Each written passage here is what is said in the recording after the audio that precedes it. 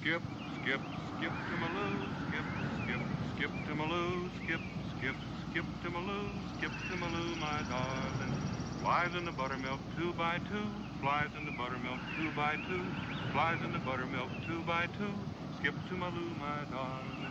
Skip, skip, skip to Maloo, skip, skip, skip to Maloo, skip, skip, skip to Maloo, skip to Maloo, my darling. I got a pretty girl, so have you.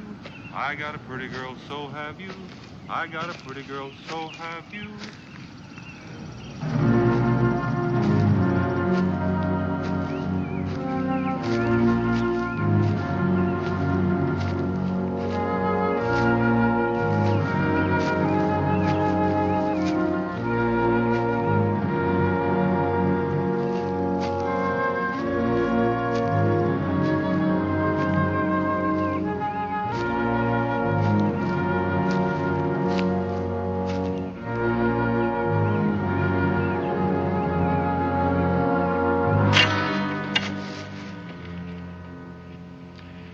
Entire patrol slaughtered. Every last man dead. In all my years of soldiering, nothing like this has ever happened to a unit under my command. I intend to see that it won't happen again. I wouldn't be too sure of that, General. If you don't want more men killed, don't send out more patrols. Chief Kampowitz is a very smart general. And you think he was responsible? That'd be my guess. That's a Wyandotte Lance. Kampowitz. A military genius, a superb strategist. Boone. You know him. Where did he learn the art? Well, he's a product of his times, General. He's mainly interested in survival, so he adapts. You admire him, don't you? Haven't seen him in many years, but he's a good man to have as a friend. A bad one to have as an enemy.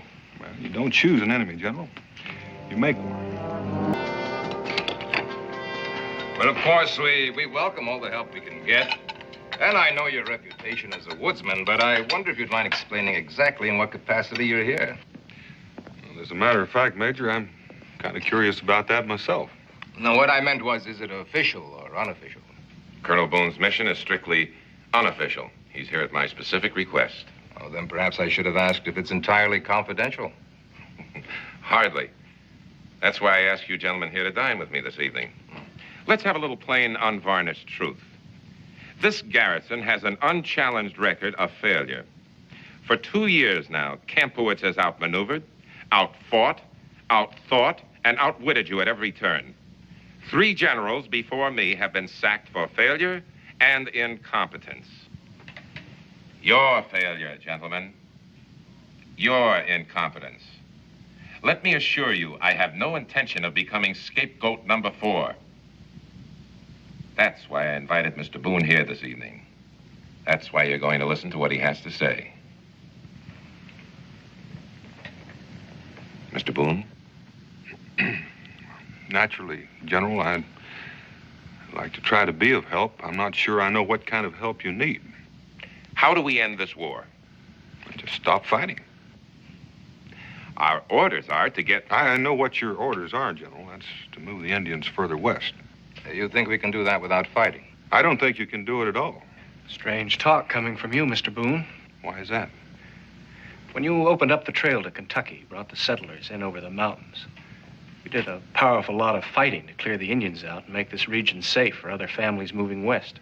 Well, sir, we didn't try to force whole tribes, whole nations into exile from their own land. We were willing to try to live and work in peace with them. It hasn't worked out that way. In some cases, it hasn't. There's been wrong on both sides. There's been resentment, suspicion, intolerance, selfish men, both red and white alike, seeking to serve up trouble to serve their own ends. Oh, but this is different. Different in what way, Major? Kampowitz is fighting to keep what he rightly believes belongs to his people. Well, meaning all the wrong is on our side. Meaning if you treat an Indian fairly, he'll be fair with you. Cross him and you've got yourself a merciless and bitter enemy. Kampowitz and his tribe have a treaty guaranteeing their borders. I say stick with that treaty. We're willing to compensate them, resettle them. 25,000 square miles of land for a couple of kegs of tobacco and a litter of promises never meant to be kept. It would seem you've been among Indians so long, you're beginning to think like one. That's the only way to survive out here, Major. I recommend it. So then your best advice is for the U.S. Army to quit? Until you're ready to bring up enough forces for an all-out war, that's my advice. Can we speak our minds, General? Go ahead. I think, for reasons I don't even pretend to understand, Boone here is trying to buy time for his friend Kampuitz. Time for him to gather more forces. Time to make more alliances. To inflame all the tribes to war. That's enough. Major Howard and I demand you apologize to Mr. Boone. Well, what other reason can there be for his advising us to turn tail and run? I asked you to apologize. There's no need. It's pretty plain my way of thinking is not the military way of thinking, and there's nothing I can do about that. So, if you'll excuse me, gentlemen. Boone, I'm sure that if General, you give us there's no nourishment gnawing on a dry bone. I'll be moving on in the morning. Insolent peasant. Gentlemen, you're excused. Major Howerton and I are going to have a little talk.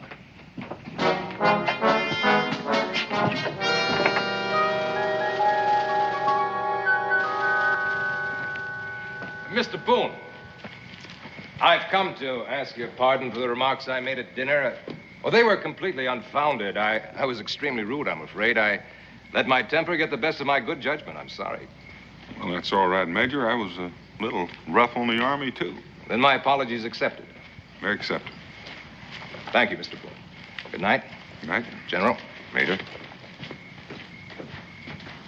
I'm glad you and the Major made your peace. On your orders, General? No. He was genuinely sorry when his temper cooled. And no harm is done? Oh, I guess the fault was mine, really. I should have explained to him more fully why I sent for you before we had our discussion. Well, now that you've brought it up, why did you send for me, General? Boone, what do you see outside those gates? I see land, not for all of us, for red and white alike. That's all you see? The land? Well, what else is there? I suppose that depends largely on your point of view. Well, what do you see, General? Something entirely different. 35 years of soldiering and everything I've ever fought for, Boone. Oh, I admit to being selfish. But the only thing that lies out there for me is either failure or success. If your success depends on beating Kanput, you've got a long, rough road to hoe. Not beating him, Boone. Just reaching an understanding with him. I agree with you. This bloodshed is tragically senseless. It must be stopped. I've been sent out here to stop it. Boone, I'll tell you something my staff doesn't even know. I have plenipotentiary power to reach an agreement with Kampowitz to stop this fighting. Now, if you're talking about another treaty, I don't think he's going to listen. I have a plan. What does Kampowitz want? Be left alone, I suspect. And all the government wants is passage through this land to the Mississippi. A trail, a corridor. He can keep his hunting ground. His people will be safe. Nobody will intrude upon them. The government absolutely guarantees it. Well, that's an interesting proposition. I know I can convince him of our sincerity if I can meet him and talk to him face to face, man to man. It's the only way.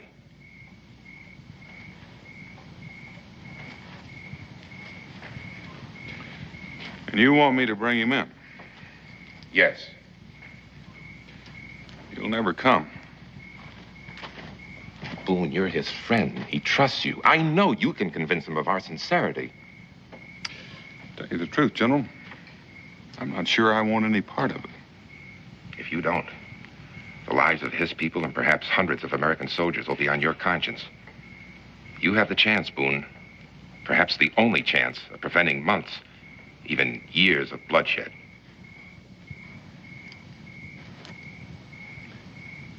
Do you guarantee his safety? On my honor as an officer. He can come and go as he pleases. Boone, my whole career rests on bringing peace to this region. I have no other argument. I don't reckon you need any, General. Man spends a lifetime soldiering is not apt to settle for anything less than peace. I don't know where Kampowitz makes his camp, but my intelligence indicates that if you... Well, never mind that, General. Well, how are you going to find him? Well, I'm not. I'm just going to walk out there in those hills and you'll find me.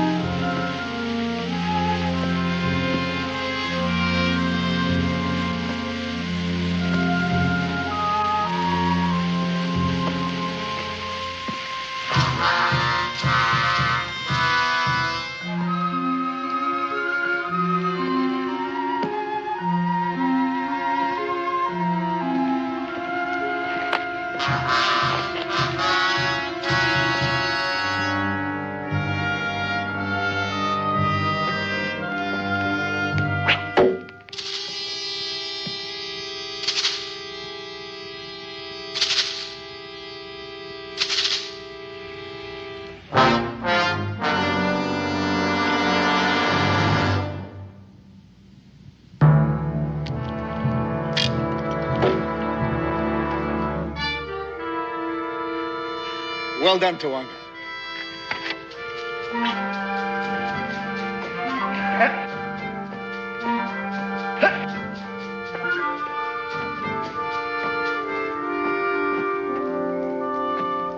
The boy handles the bow with grace and power. Could his father's son do less? She's beautiful as a rosebud. Could her mother's daughter be less?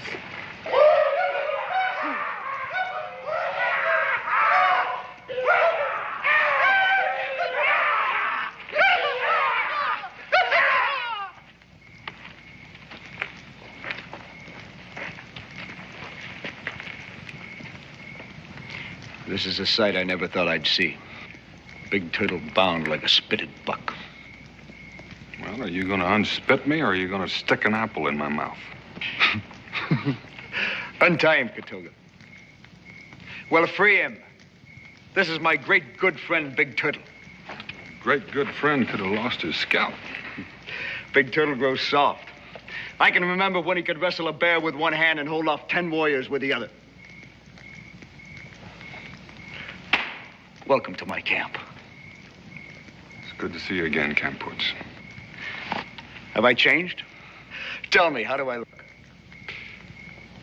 Like a noke shaking his fist at the moon. Welcome again, Boone. Listen to me. If one man raises a hand, even so much as an evil look, to Big Turtle, I will crack his skull and feed his flesh to the ravens. Remember who warns it. Campwoods.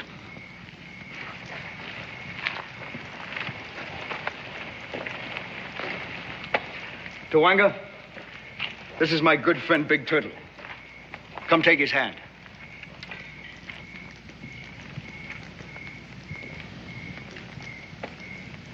Tawanga.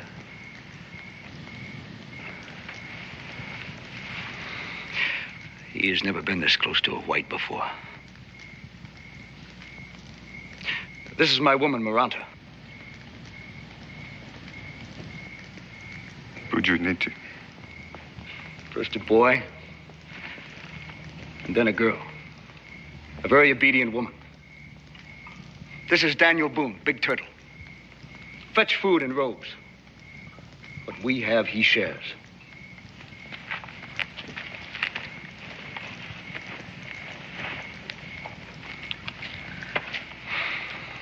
You see, Big Turtle, the towns of the Wyandot are no more. The fields we planted, our great harvest no more. We've become wanderers, nomads of the forest. We've lost everything in this war. Everything except our pride. That is one possession we will not surrender. Campoot, you can have peace and with pride. Oh, it's too late. It's too late. Campoot. Later. Later, Boone. First, we will have a feast of remembering. Then we will go into the forest and make new memories.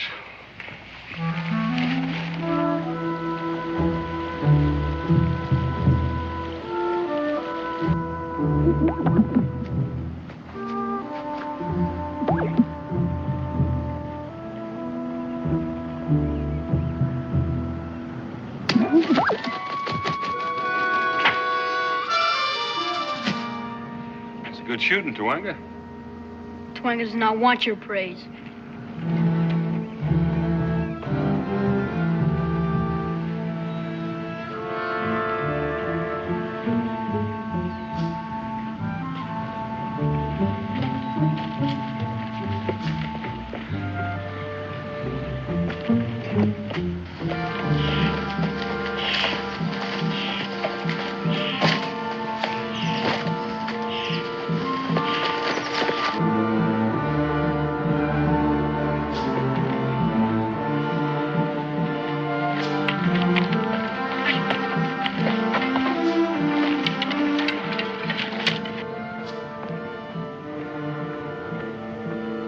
Why do we do this, Father?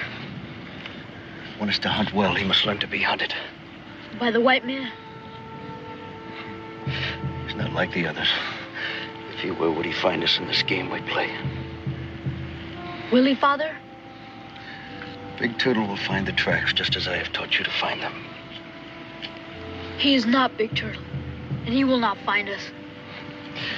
Your thinking this, my son, will not make it so.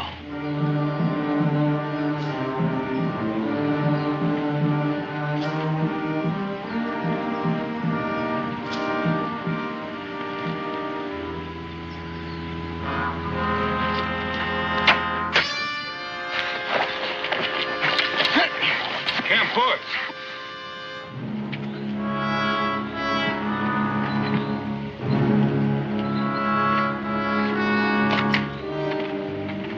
Gonna punish him for learning his lessons too good? You were different. He was commanded to show you friendship. I'm white, to be distrusted like all the others. You're angry, my friend. You know there can be no friendship without trust. You've asked Tawanga to be my friend. Let me earn that way.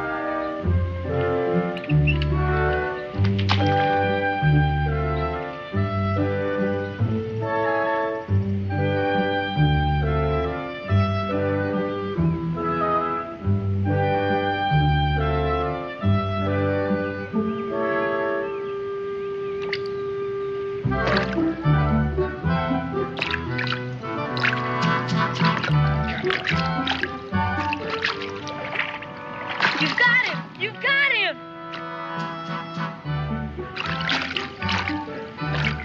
Here, you take it. Come on, take it. Keep some tension on there. Keep him tight. Play him in. Here, go. Slowly, slowly. I did it! I did it! Sure did. You're a born fisherman. You see this little baby in a skillet. Why don't you take him up here to your paw and let him see him? Here you go. Why don't you just keep that pole? I'll see if I can get you some more hooks. Tawanga's very grateful to Big Turtle.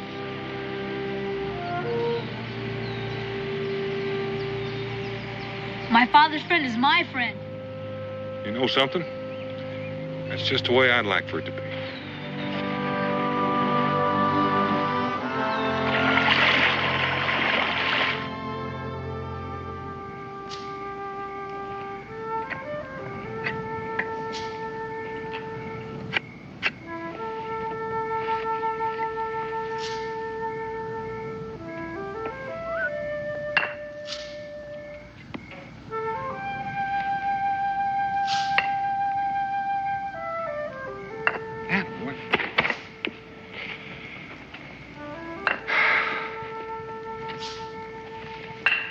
You're getting the hang of it. Now we will talk. You have made a long journey and taken much risk. What word did you bring to Camp Woods? Words of peace. I have tasted the white man's peace. I have no stomach for it. You know you can't win this war, Camp Woods. For 2 years we have fought, and my people still have the land. But where are the whites? The whites are behind the stockade at Fort King, beaten, fearful, and imprisoned. For the time being. But sooner or later, they'll reinforce. More companies, an army. We'll meet them all. And there'll be cannon and cavalry. I would lead my people to the death before I'd lead them to slavery. There's no need for either. You see, Camp Woods, there's a new commander at Fort King, and he's come here with the power to negotiate with you. All he wants is a corridor through your hunting grounds. A neutral trail that will be safe for your people and whites alike to travel. Cannot be. Why not? Here are your hunting grounds. Nobody to disturb you. All that's involved is a trail. No. I will show you how it will be.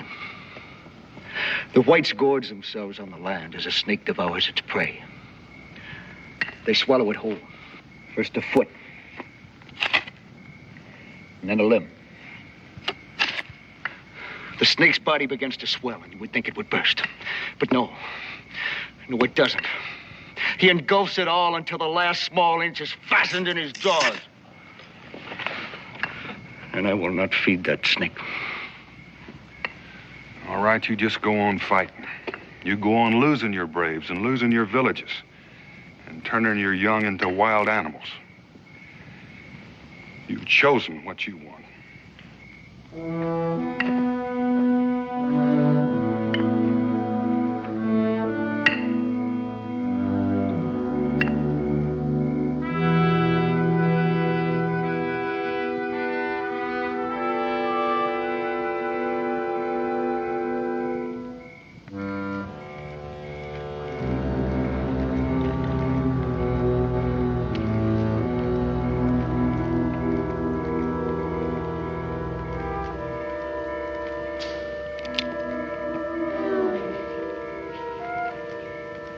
My father makes medicine.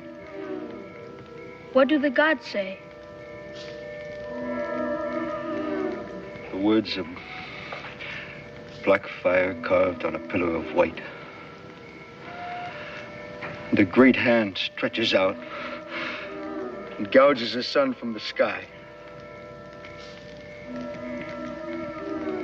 There's nothing left. The far-off lonely cry of a bird.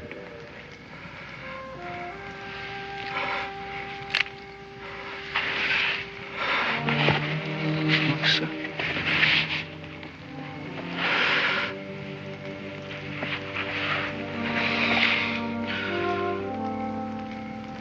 Go to sleep, my son.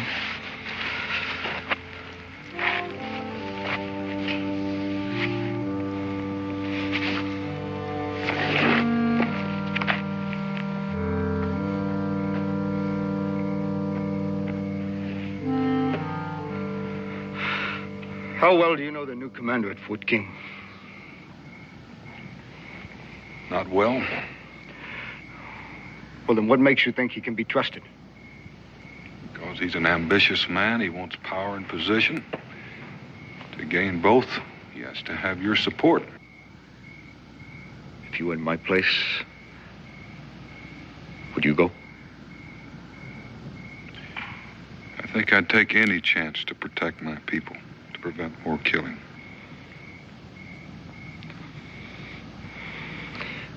You have won him over.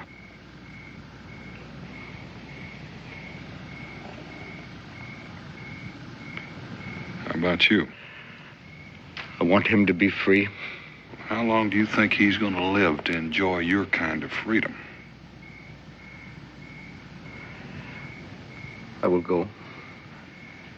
But only because you say I must.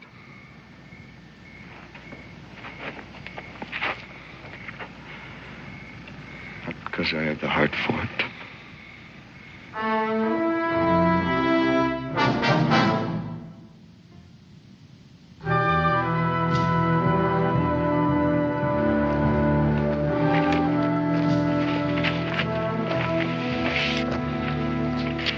Who will lead us if you do not return, Kampuits?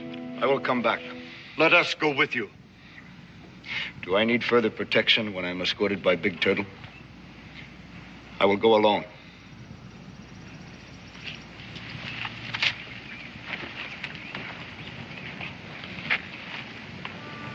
Though the wind may grieve for you, my husband, it is a foolish wind.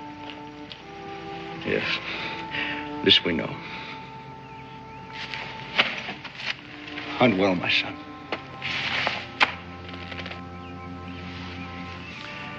If there is a pebble in my moccasin, it will not be to remind me that we have parted. Yes, my husband. The paths you will travel will be filled with pebbles. This we know, too.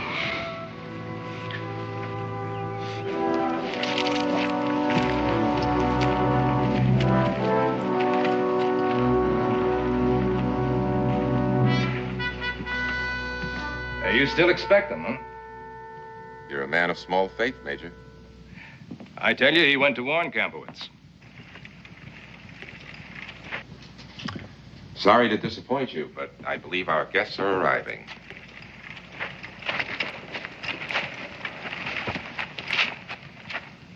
General's compliments, Mr. Boone. He'd like to see you in his office.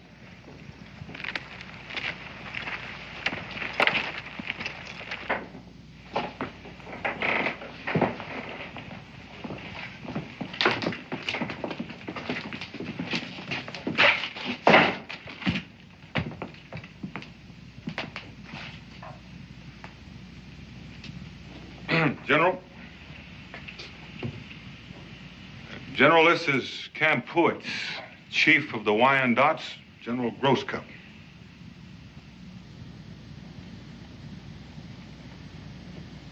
So this is the bloodthirsty savage who's been waging war against us.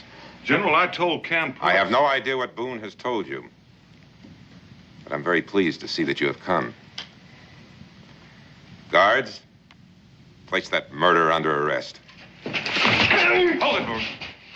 I assure you I'll have no hesitancy about using this. Get that savage out of here. I will walk alone.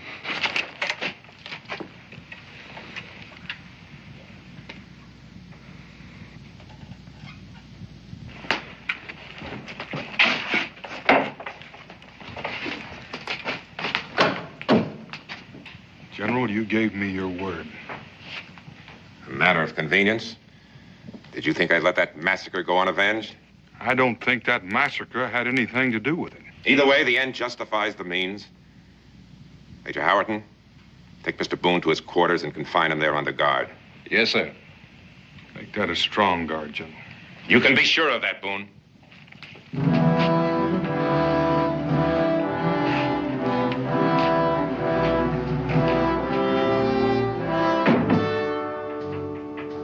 Yes, come in. Dispatches from the War Department.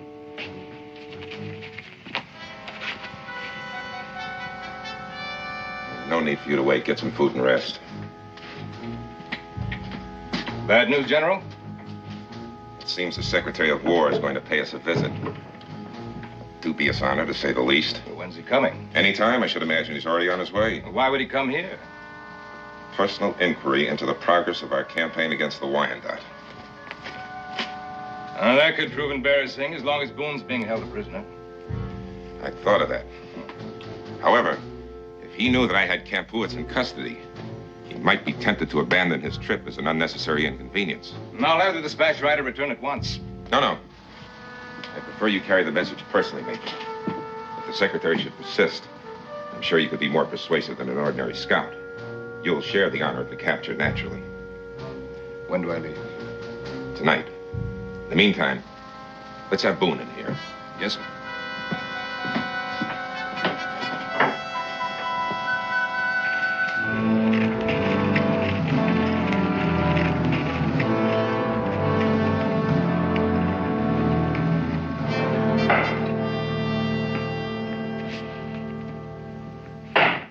Boone, sit down, won't you? I'm a little particular about who I sit down with. And may I offer you a drink? The same goes for drinking as sitting down. I'd hoped that by this time you'd have cooled down a bit, but no matter. You won't get away with this. You know that, don't you? I already have, Mr. Boone. General, you're a fool. Do you think Kampuitz stands alone? You mean the Wyandotte? What are they without a leader? You see, Boone, what you consider treachery is really an act of mercy on my part. By capturing Kampuitz, I dare say I saved 1,000 lives or more. Without him, the Indians are leaderless, but still alive. I wasn't talking about just the Indians. Surely you don't mean the white man. There's good land out there. You said so yourself.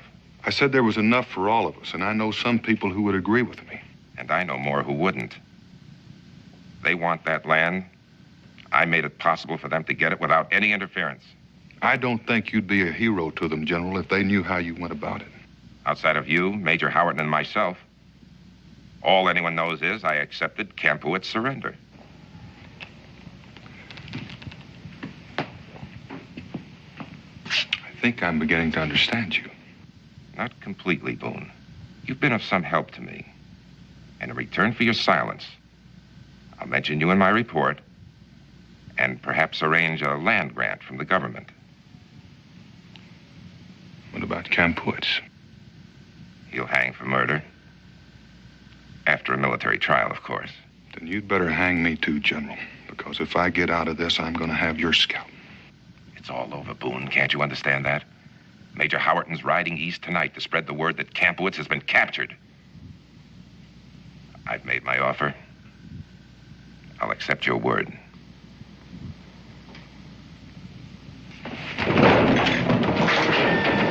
Guard!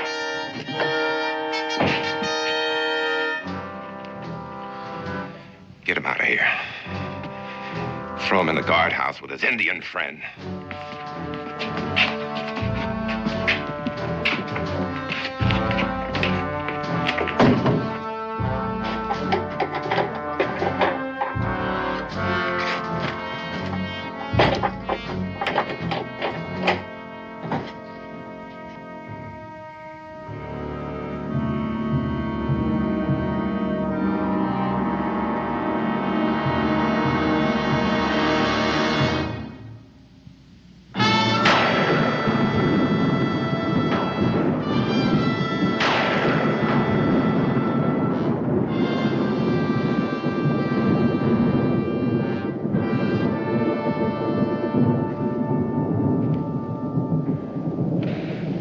Say it. Say I was a fool.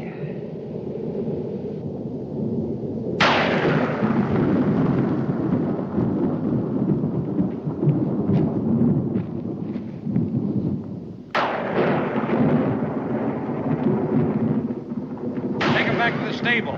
Major Howerton doesn't want to get caught when the storm lets loose.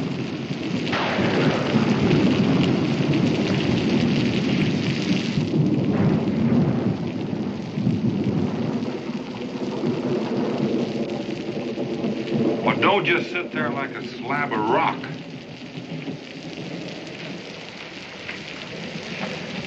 All right, say it. Say I tricked you just like he wanted.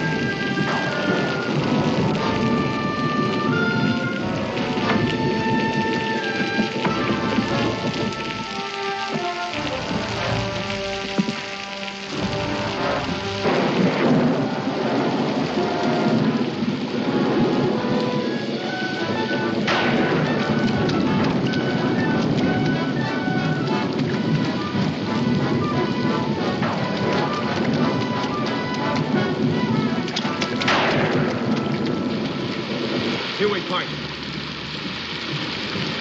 You do. There will be no more treaties. No more flags of truce. We'll meet again? No. But on certain nights, when the hunt has been good, and I sit by the rich blaze of a birchwood fire, and all is quiet, and all is peace, I will think of Big Turtle. And I will say that he was not of one color or another color. I will say that he was my good great friend.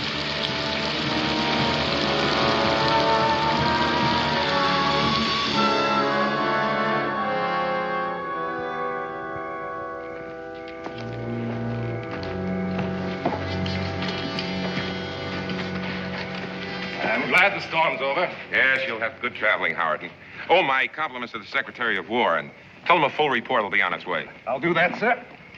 Well, good luck then. Thank you, sir.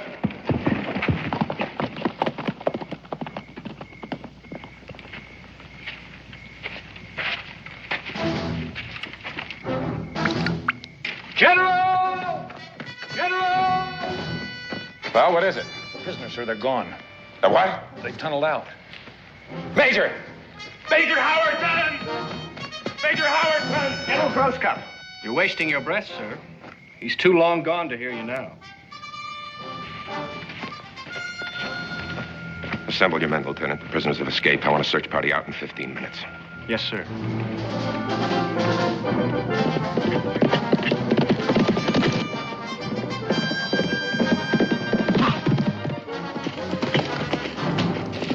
Boone!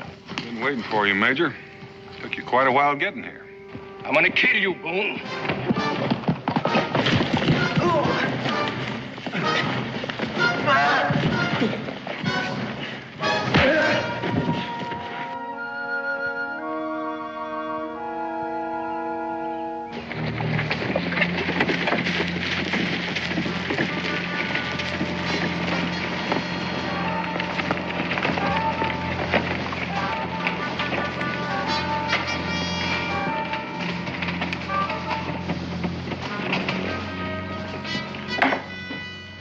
Secretary of War has just arrived, sir.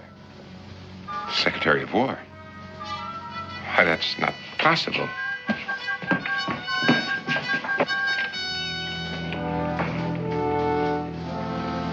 Secretary, I hardly expected you so soon. It's quite all right. It's quite all right. You look tired, sir. I'll arrange quarters for you, and after you've had some Later, rest... General, later. Incidentally, I ran across a mutual friend along the way.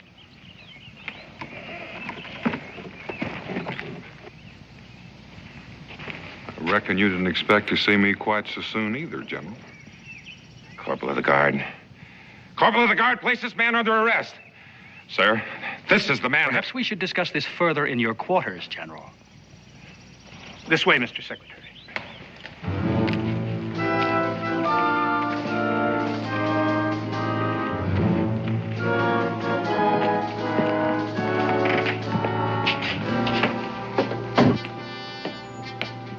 You'll be interested to know, General, that your Tribune, Major What's-His-Name, thanks to Mr. Boone, has just had a very short and unproductive journey. He is not going to spread the joyous news of your victory over Campuits from the mountains to the sea. No, sir, he is not.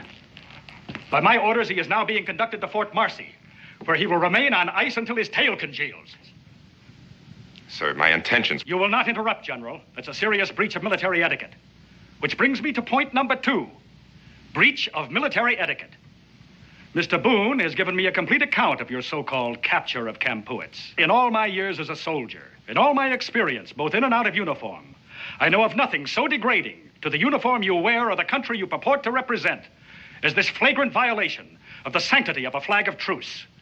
What was in your mind, sir? What made you think your government would condone your treachery?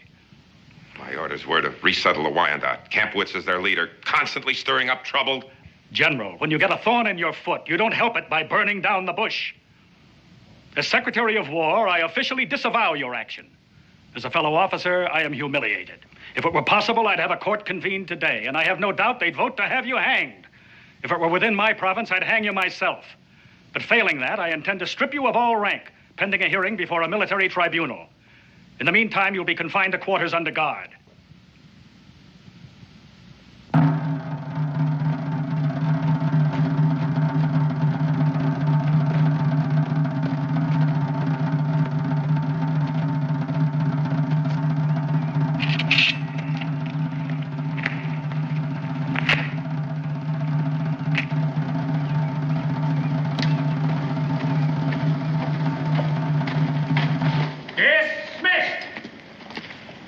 Tragic sight, Mr. Boone. It's not pleasant to watch a man die before death takes him. No, sir. My deepest regret is that your Indian friend couldn't have seen this. It might have helped convince him of our sincerity.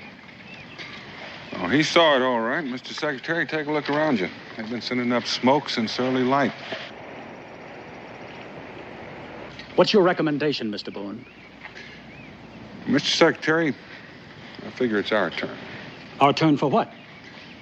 Walk out there carrying a flag of truce. I figure Kampuitz is still a man of honor.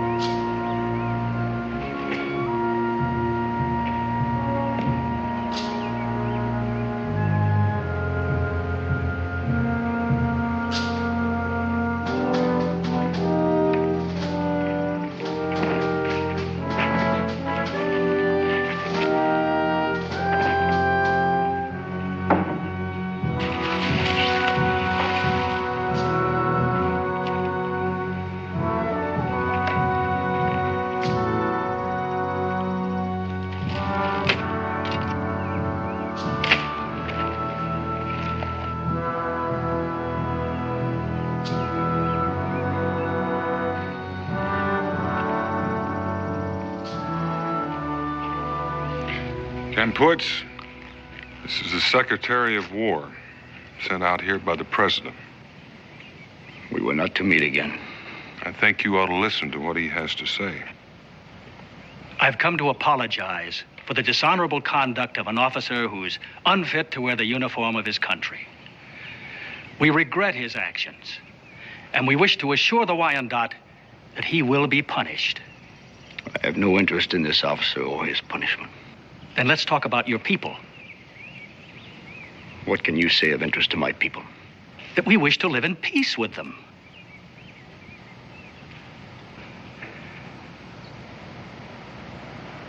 I will talk to you. All we ask is that there be a treaty granting us passage through your land to the great river.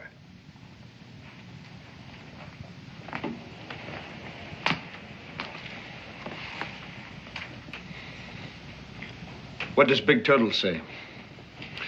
Well, I think he said the right words. He said your land. I think that's the important thing. As long as you own it, you can permit trespass or not. That is the truth. It will be the land of the Wyandotte.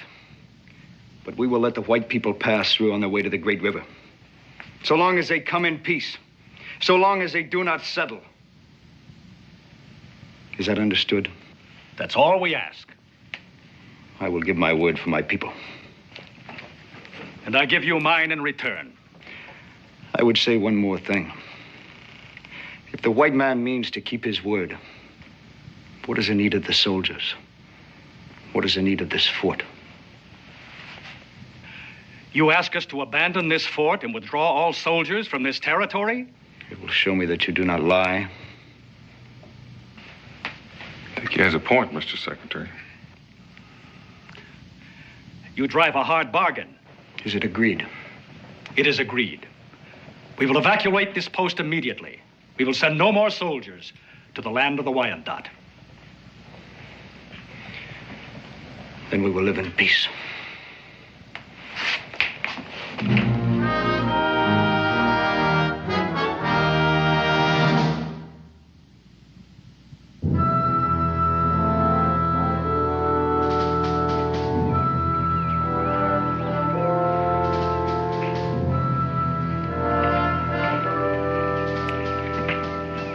Well, at least he kept his word.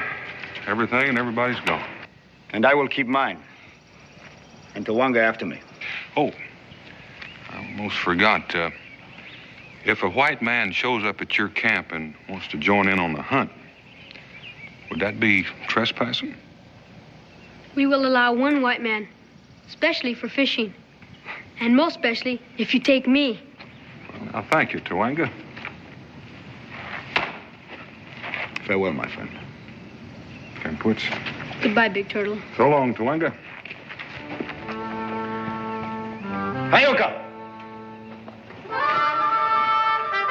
Fire it!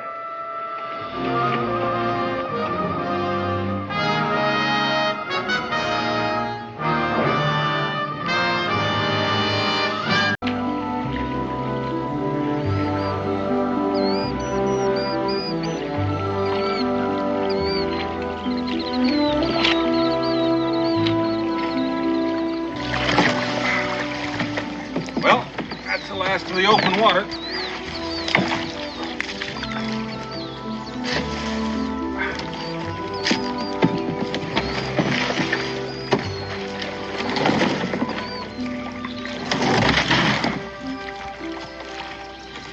You're not figuring on wearing that thing.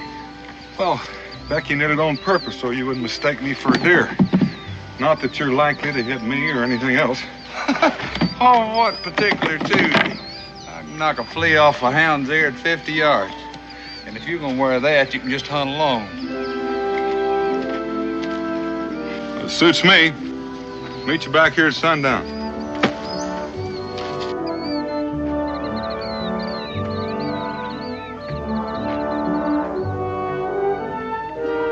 Hey, Josh.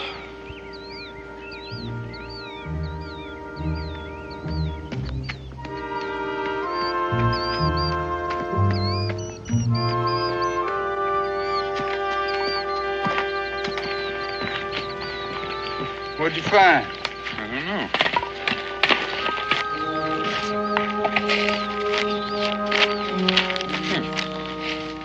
M. Boyd. You must be the artist. Not he, she. M. Boyd. That stands for Millie Boyd. Did you know her? Yeah, I knew her back in Virginia. Kind of a gal that had a whole lot of brains and not too much sense. She and her husband were going to make a book about the American wilderness and sell it in England. He's going to do the writing, she's going to do the painting. Looks like they made it to the wilderness, all right. Where would she see a thing like this? Oh, I don't know. Let's look at another one.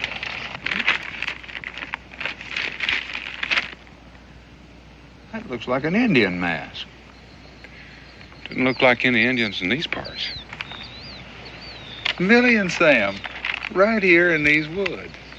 No, not necessarily, Josh.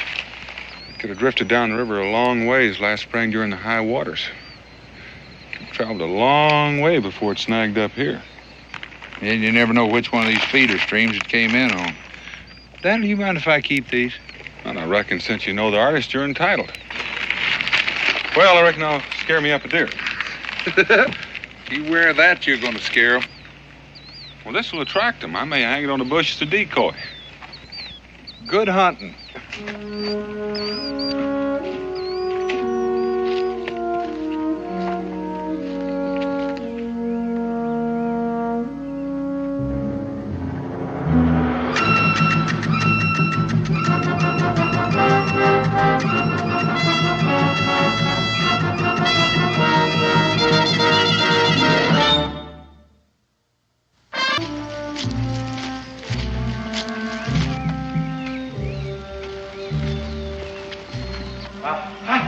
Little Sphinx, I've got you! I've got you! This time for sure.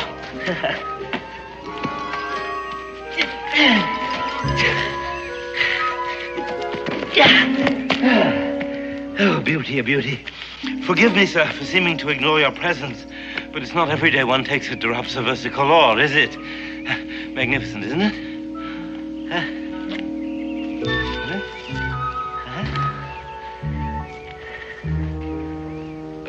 Drops of what?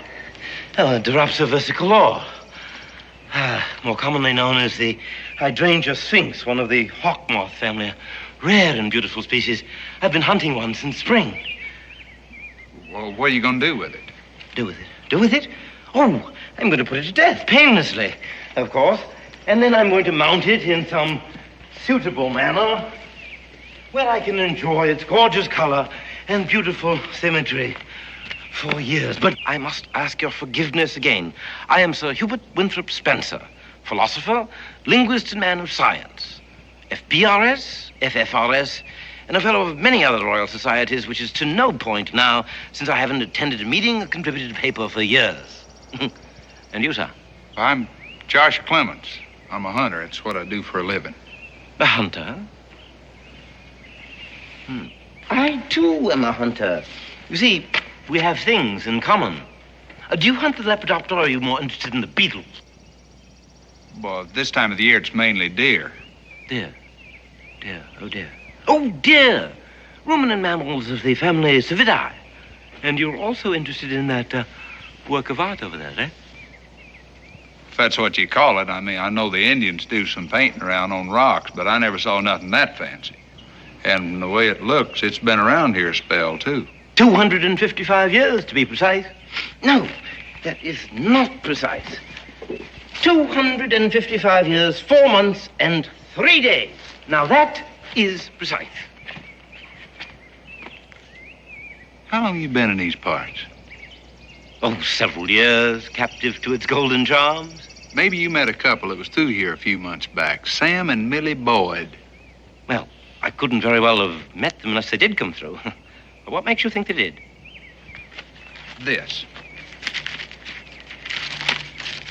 Well, now, the woman I was talking about drew this. And she drew these. So these have got to be around here somewhere. What do you make of these? Those are reproductions of the death mask and the sun god of the Aztecs. Aztecs? What are Aztecs? Well, the Aztecs are some of the early peoples of Mexico. Highly civilized, but savage peoples. Same people that are responsible for carving that stone over there. But for the life of me, I can't figure out exactly how you came to be in possession of those drawings. Well, found them on a riverbank a few miles back. Rather, a friend of mine found them. A friend? Yeah, Daniel Boone. We split up this morning. What's worrying you? Oh, a mystery, Josh. A mystery. I want you to help me solve it. I'll show you the originals of the death mask and the sun god. Now, wait a minute. If you got the originals of these and Millie drew them, well, you had to meet Millie and Sam. A terrifying mystery. You'll have to see it to believe it. Now, come along. You don't carry a gun, Sir Hubert? Oh, well, I own one, of course, but it would be of very little use in hunting moths and butterflies. The impact of the ball would destroy the aesthetic quality. I wasn't talking about moths and butterflies. What if an Indian jumped you? Jumped? An Indian? Jumped. Oh, I begin to comprehend you. You mean if an aborigine were to leap on me in an unguarded moment? Yeah, something like that. It's completely impossible. I'm a troglodyte, you see. You're a what? A troglodyte, one who inhabits caves, caverns. The entrance to the cave is right over there among those rocks. You'll have to look very sharp to see it. Troglodyte?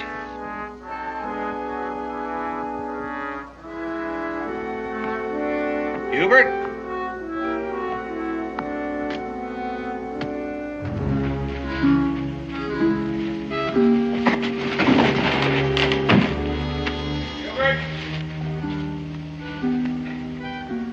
Hubert? Ah, you found it. Come in, Josh. I'm just about to strike a light for you.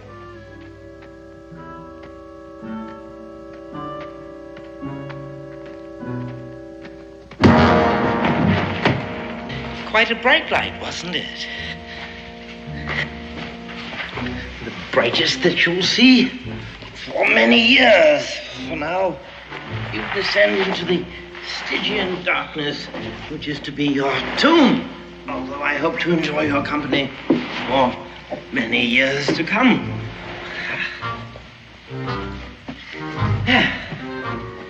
It would have been considerate of you to have weighed a few pounds less. However, off we go.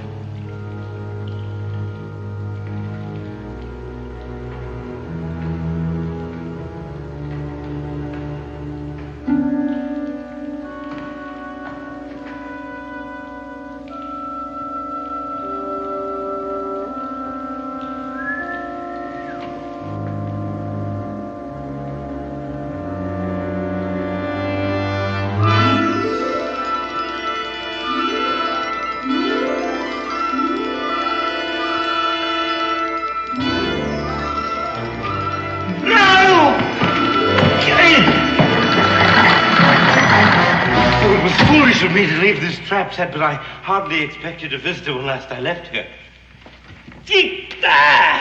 No, you clubbed me. Oh, a cruel necessity. But I made amends by saving your life. Yeah, from your own trap. No, that trap was designed by those who placed the treasure here. Fantastic, isn't it? How do you open this thing? Careful, those obsidian knives are sharp. Well, then get me out of here. As soon as is humanly possible.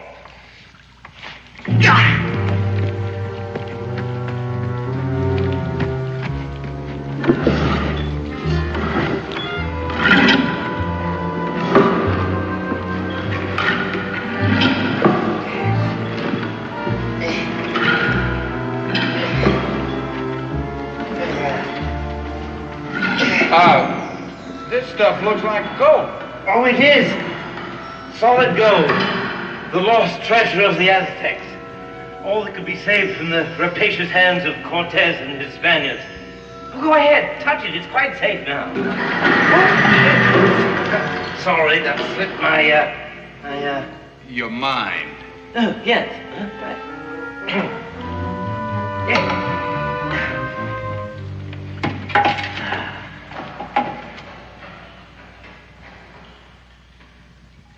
The throne of Montezuma, brought northward 255 years ago.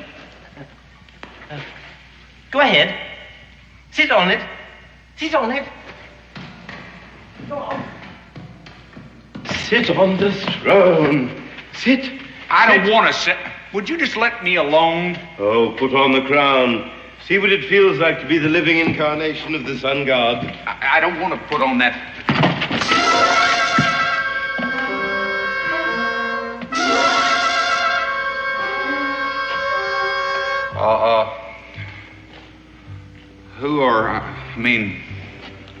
Who were they? These are the bones of the unfortunate people who transported the treasure northward. Slaves who were rewarded for their labors by death so that no one would know where it was hidden. Intelligent slaves with an average cranial capacity of 1,500 cubic centimeters, which, I dare say, compares roughly with your own. Oh, but if you don't mind, I'd just soon not find out right now. You mean to tell me that them fellas pushed that stone all the way up here from Mexico? Oh, no. This stone, symbol of Huitzilopochtli, was hewn and carved right on the spot. Well, now, that's the same thing that's in Millie's picture. Ah, yes, and so well drawn that the inscription is legible. See what it says. You mean you can read that stuff? Oh, as easily as you read English. You do read English, I trust. Tolerably. Huh. Well, I quote, "Now is the son of the Aztec sunk beneath the darkness of the world, here to sleep until the earth is drenched with Spanish blood, and then like grains of corn drenched by rain, I shall rise again." That's a terrible rhyme, but only in the translation. Here to sleep. Thus it means here. This is a curse against the conquerors and a prophecy that we may yet live to see fulfilled. Well, that sounds like it guarantees us a nice long life. If nobody was left that knew about this, how'd you find it? I am a man of genius. I came to the New World to study its insects and to immortalize my name by affixing it to a hitherto unclassified moth or beetle. Teleus polyphemus Hubertius spencerius. But their ancient civilizations interested me more, and I learned to decipher the most difficult of their hieroglyphs.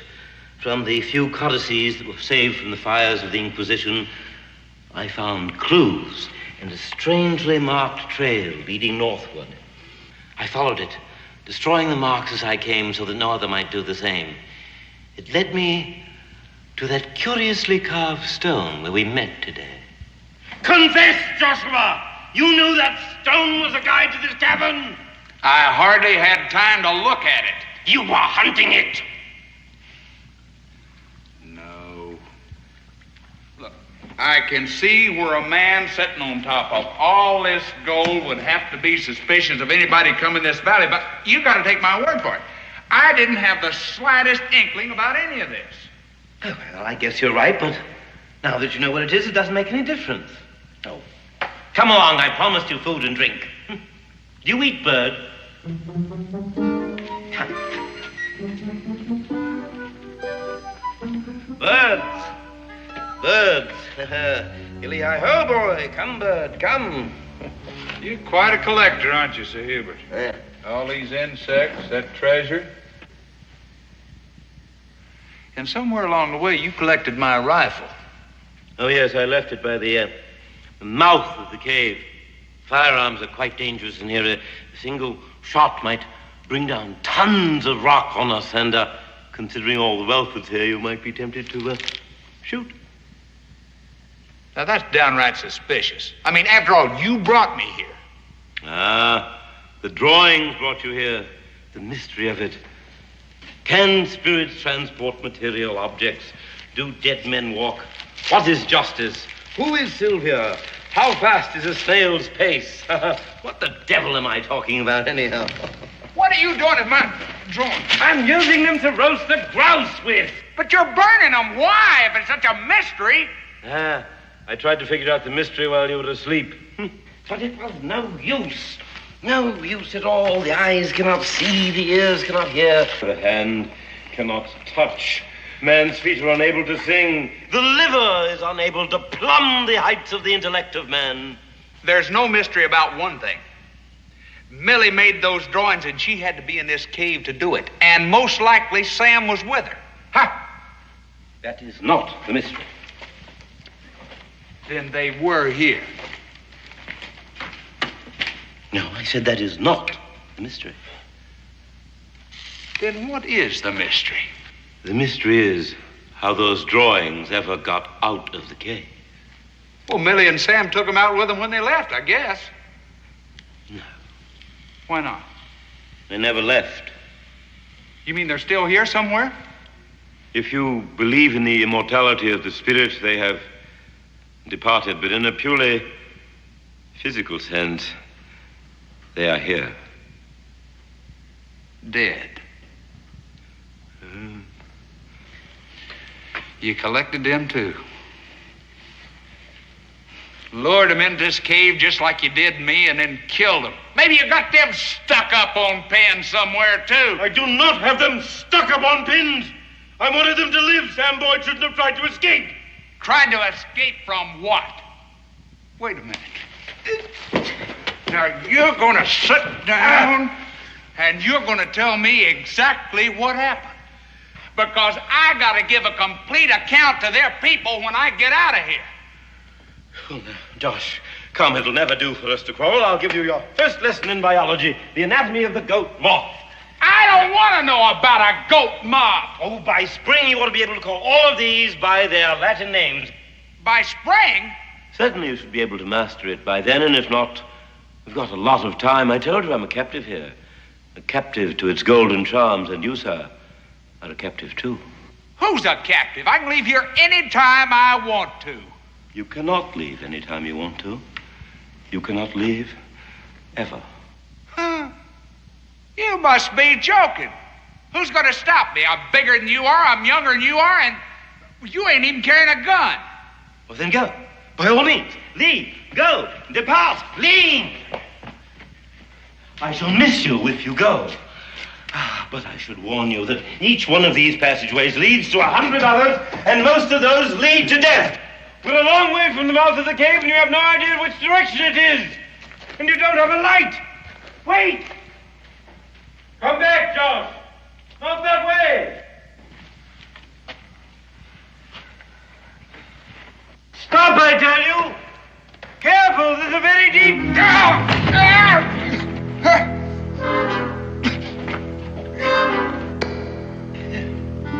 I told you it was a very deep... I know!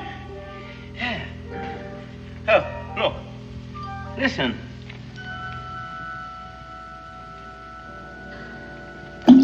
I've computed the fall at 5 seconds. Gravitational acceleration, according to Galileo, is 32 feet per second per second. Therefore, the surface of the water is about 480 feet. Just shut up and get me out of here!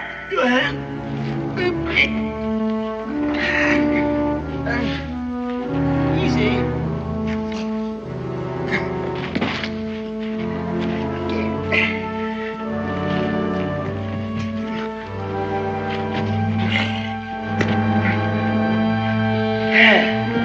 Yes. This is where Sam Boyd left us. Millie, too? Oh, the shock of his passing was too much for her. Was murder just as sure as if you'd done it with your own hand? No, I wanted them to live. Yeah, and you wanted them as prisoners. I think we better get where it's a little more comfortable and talk this over. Oh, excellent idea, excellent. You know, I need your companionship. Otherwise, I might go mad. I sometimes sit here when my resolve weakens. It strengthens my sense of responsibility. Uh-huh. You know, I'm beginning to understand what worries you, Sir Hubert. Millie and Sam were here. Millie made them drawings. Millie and Sam never left. But them drawings did. And you're worried as to whether somebody else might have found this place, too. Why would such a person take those worthless drawings when there's all of this and all of that? Ha! How do you know that's all they took? Gold's heavy stuff, Sir Hubert. He might just taken all he could carry. Would you have missed it? And if he did, he's gonna be back with help. He probably took the drawings just to prove what he'd found. No. No. That's impossible. No one could get in here without a map any more than you could get out. Oh. Those drawings got out of here, didn't they? Well, perhaps some small animal, a pack rat, perhaps. Oh, you said a friend of yours found those drawings, Daniel Boone. Then he's seen the drawings, too. You're a very nervous man, Sir Hubert. It's going to get worse. There are going to be people looking for Sam Millie Boyd, people looking for me. If you want to get that treasure out of here, you better do it right. What do you mean? Simple. You pack up all this gold we can carry, take it out of here while we still got a chance. I'm not going to take any of it. You can use me as a pack mule. One load, Sir Hubert. You'll be a rich man for the rest of your life. You can hire an army to come back here and haul this out. Sacrilege! I read you the inscription. This gold belongs to Huitzilopochtli, sun god of the Aztecs, here to remain until the earth is drenched in Spanish blood. You are an educated man. I mean, you can't believe all that stuff. And why not, when the prophecy is so close to fulfillment? Over 2 centuries ago, the Spaniards invaded Mexico. They won their ways into the chambers of Montezuma, Huitzilopochtli's living representative on earth. They killed him, a slap in the face of the god himself. They tore down his temples and burned all his sacred books. They stole all his treasure, all except this. And the sun god bided his time. And what did the Spaniards do with the gold? They melted it down into ingots to build the mightiest armada the world has ever known to send against England. Do not forget that I am an Englishman. And where is that mighty armada now? From the English Channel to the North Sea coast, the hulls of the homes of fishes and the gold that built them is gone. And Brazil is lost to them, and soon the whole Western world, and yet you doubt that I should believe in a curse and a prophecy. I say to you, sir, beware. Beware how you slap the face of a pagan god. 130 warships set sail, but their leaders forgot the sun god's curse. And in the Straits of Dover, that sun went out. And in the gale that arose, In the howl of the tempest, in the crack of the lightning, could be heard the voice of Huitzilopochtli crying, "Revenge!" And in the cannonade, the guns of the ships of Sir Francis Drake could be heard the drums of Huitzilopochtli beating their declares against the British flag.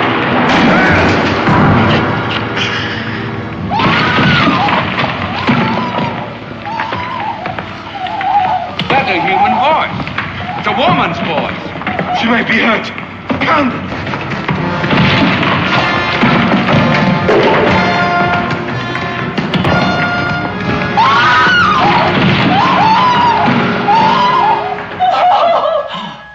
That's Millie.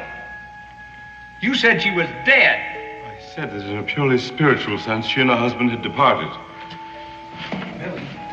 Millie? What's wrong with her? Millie? Millie? Millie, you know me. I'm Josh Clements. Oh, come. You must cease this unseemly display of emotion. You're under the protection of the sun god, and nothing can happen to you. Nothing to speak of. Millie, I am Josh Clements. I was painting a little grass skirt for my dolly when the ceiling fell. I have to get back to my painting. My dolly will be getting cold. Millie, you remember me. I worked for your daddy before you were married. You remember the plantation in Williamsburg? You gotta remember Sarah Howard. Pete Logan? I'm afraid it's no use. Although I hoped it might be. Stay with her. Talk to her. Perhaps it might bring her to her sense, but I doubt it. Millie, wait a minute. Now, this has gone just about far enough. Now, you got her a prisoner in there, and you're going to get her out. You hear me? I regret her condition as much as you do, but my first responsibility is to Huitzilopochtli. You forget Pochtli and lead us out of here. I'm going to break your neck. May I remind you that if you break my neck, there will be no one to bring you food or tallow for candles. You and Mrs. Boyd will starve to death in darkness. You're already killing her. She needs sunlight and fresh air. She has sunlight and fresh air and leafy vegetables. She needs companionship. Stay with her. Talk to her. Comfort her. Wait a minute. Where are you going? Out! To find your friend Daniel Boone and persuade him to join us. I don't want him to tell anyone about those drawings. Yeah. Maybe you better try that. Don't try to follow me!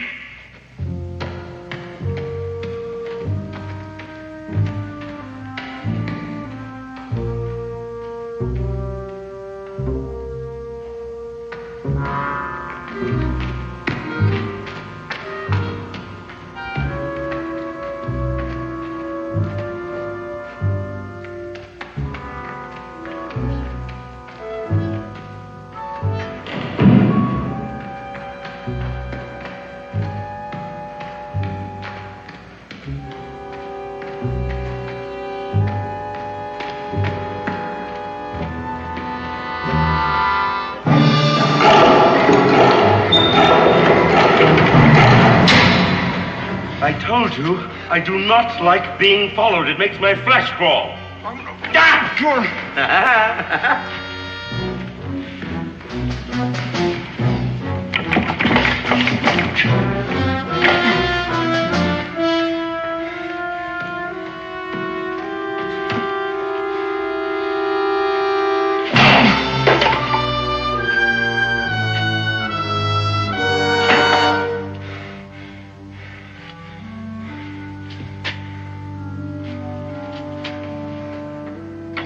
Millie!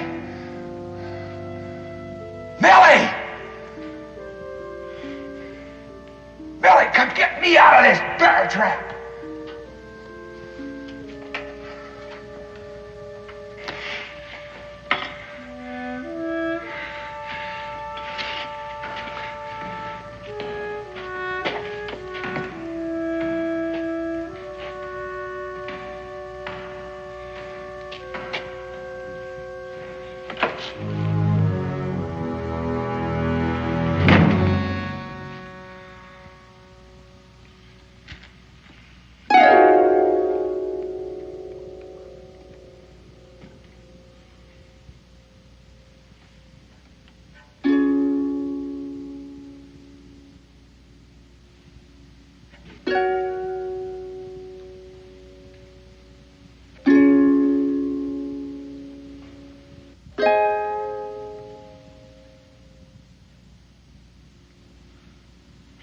Do you remember, Millie, that evening in the spring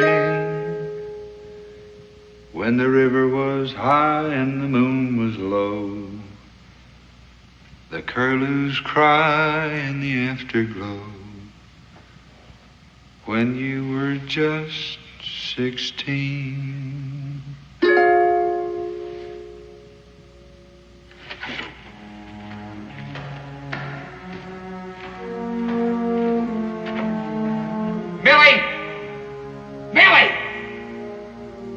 You gotta remember me.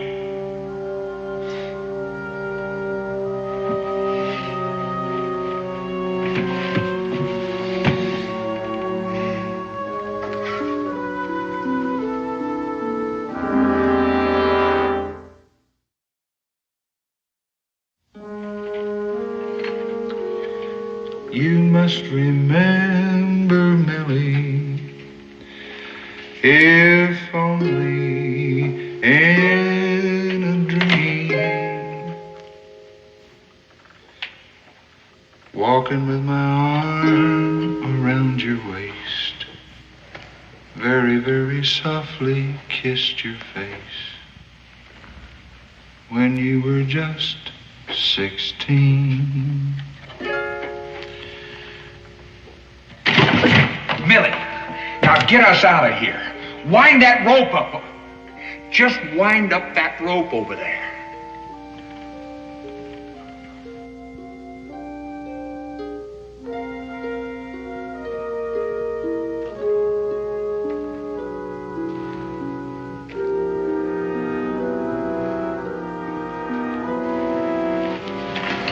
Are you sure he's gone? You do know me. Yes, I knew you at once. I wanted to cry out. The sight of a familiar face. Well, then you were just pretending you lost your mind. I never know when he'll be watching me. But why? I mean, why'd you do it? So he'll leave me alone. He's quite mad, as you've probably realized by now. He frightens me. And just maybe, if he's convinced I've lost my mind, he'll not watch me so closely and I'll have a chance to escape. How?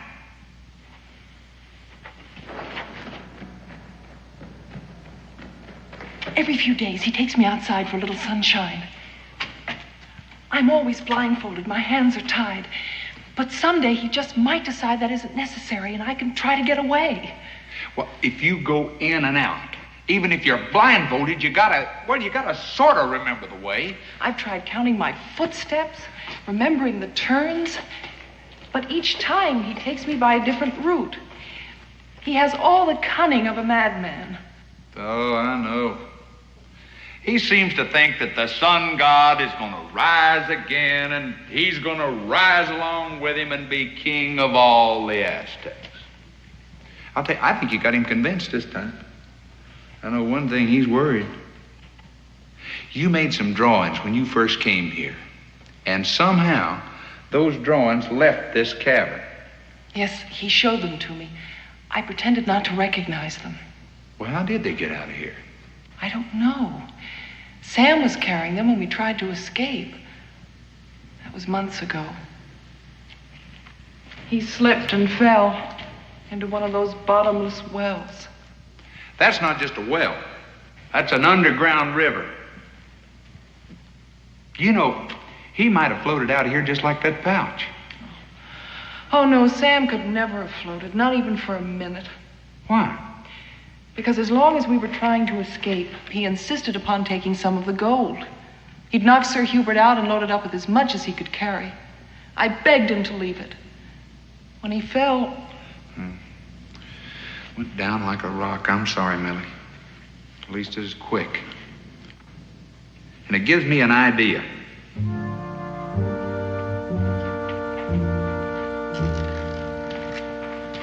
This is the place. I know, I've been here. Listen, you wait right here.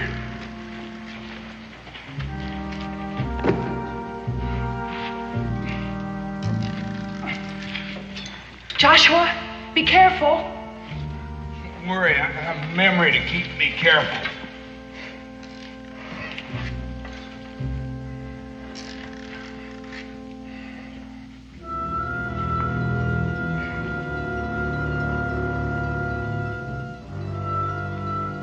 What's it like? Just as well you can't see it. Straight down.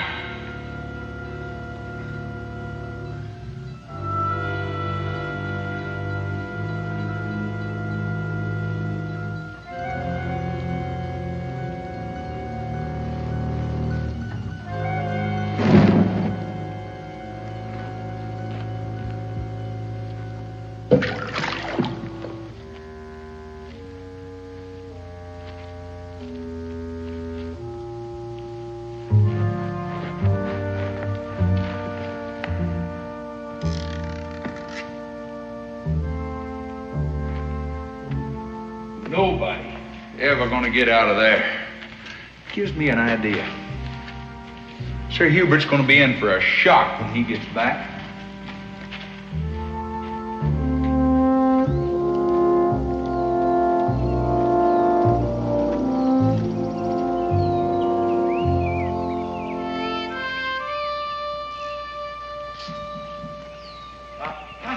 The little Sphinx!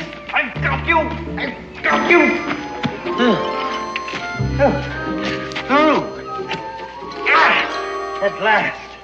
Oh, forgive me, Daniel, for not appearing to have noticed your presence, but it's not every day that one gets a diopsa versicolor, is it? No. The idea is to fix it to where Sir Hubert hadn't got any reason to stay around here any longer. You mean throw the gold overboard? That's one way of putting it. You got any objections? Oh, not from me. That gold cost Sam his life.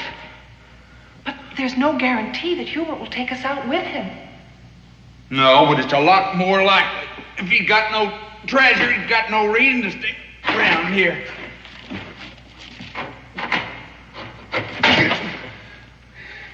That stuff's heavy. There's a layer.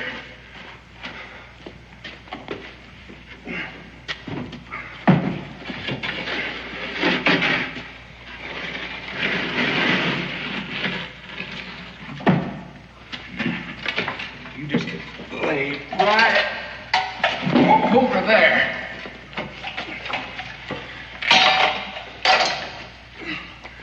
You see, Millie has not been at all well, and as a stranger, it's been very difficult for me to take care of her. Josh is with her right now. That's why he didn't come to greet you. Well, if she's been here for 2 years, why didn't you bring her back to civilization?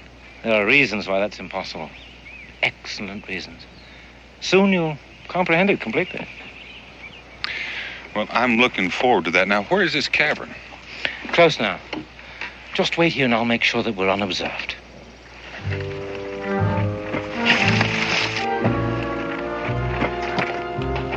I've already made sure of that. Oh. Well, it's in the rocks over there. You'll have to look sharp to find it. Now go slow. The footing inside is precarious. Figure I can make it with no trouble.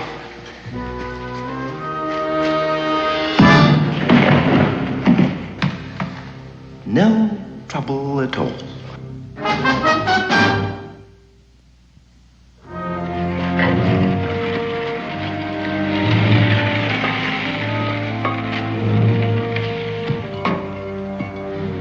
I'm all right.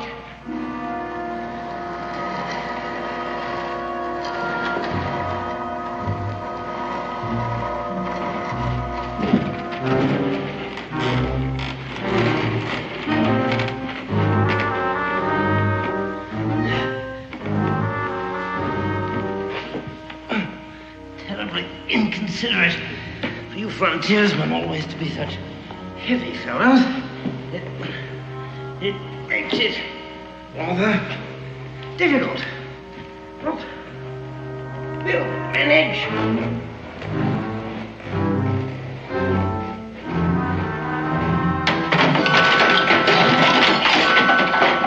Just a couple of more loads.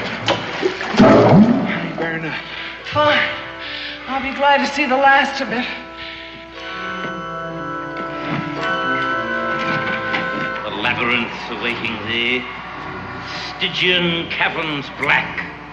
Abandon ye who enter here, all hope of going back. Ah, that's quite good, I must remember that. The labyrinths awaiting thee. No, a cavern is awaiting thee with Stygian labyrinths. No, with labyrinth. No.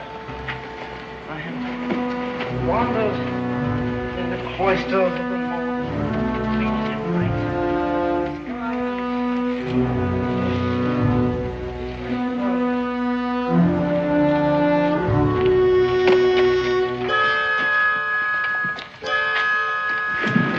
What are we going to do about him? Well, let's get this out here first.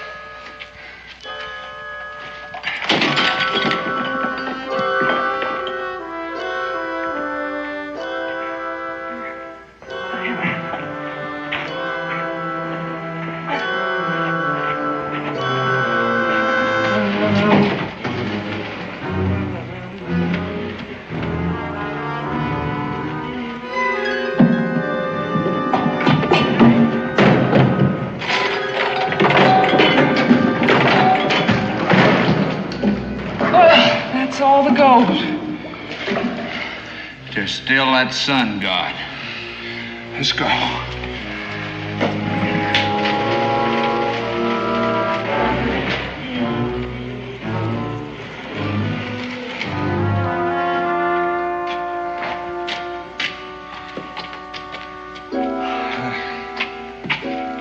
Now for old Weedsy Potch.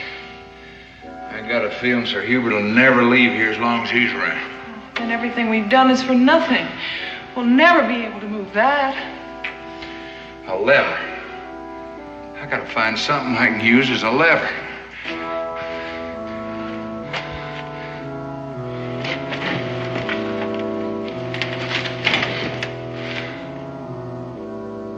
The axe.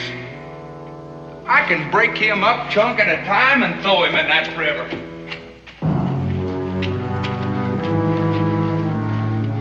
What's the matter? I just remembered something Sir Hubert said. Beware of how you slap the face of a pagan god. Joshua, it's no time to think of that now. Potchy might get kind of insulted if you throw him in that underground river. Yeah, he's probably already insulted anyhow. Well, here goes.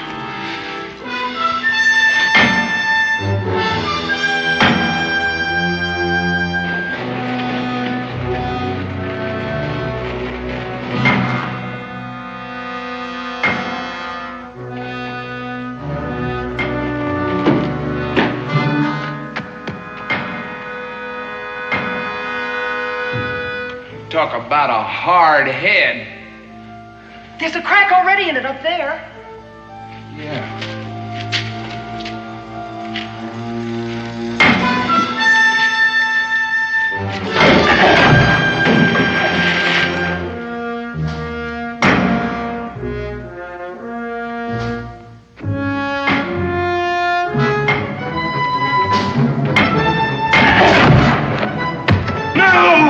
Sir Hubert!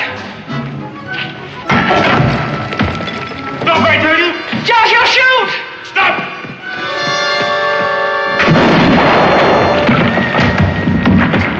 Josh, look out! We slew Potchley!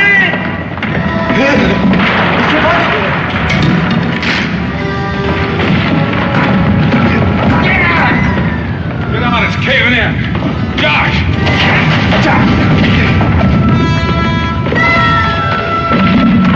Oh, he'll be crying!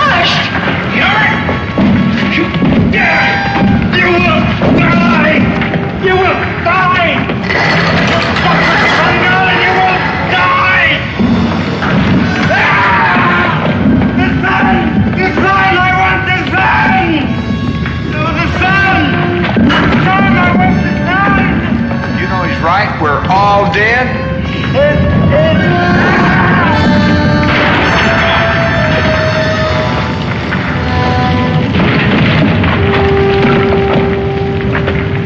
Look out.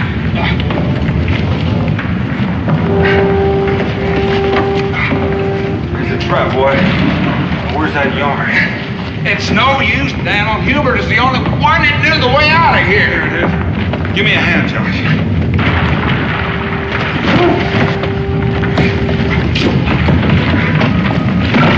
Billy, follow the yarn.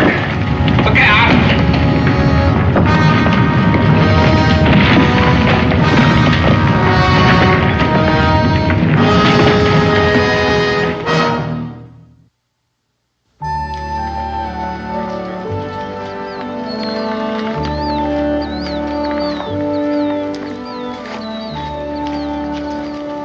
Boy, that sun sure feels good.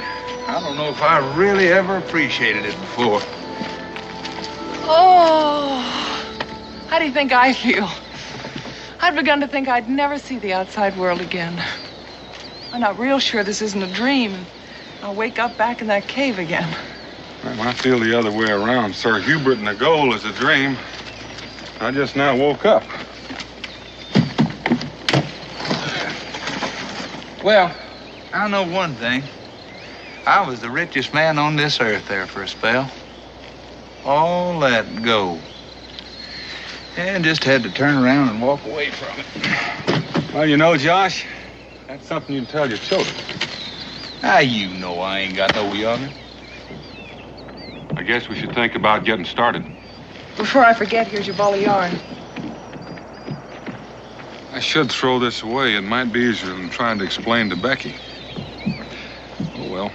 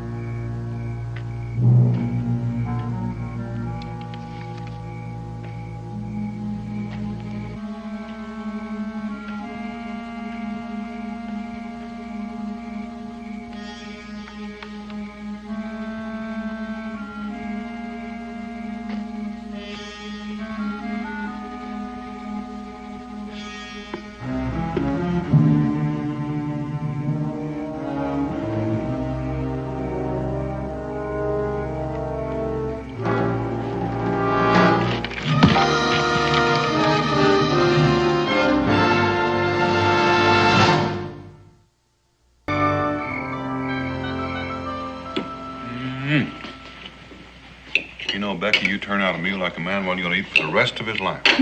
Careful, I'll remind you of that later when you come looking for another piece of pie.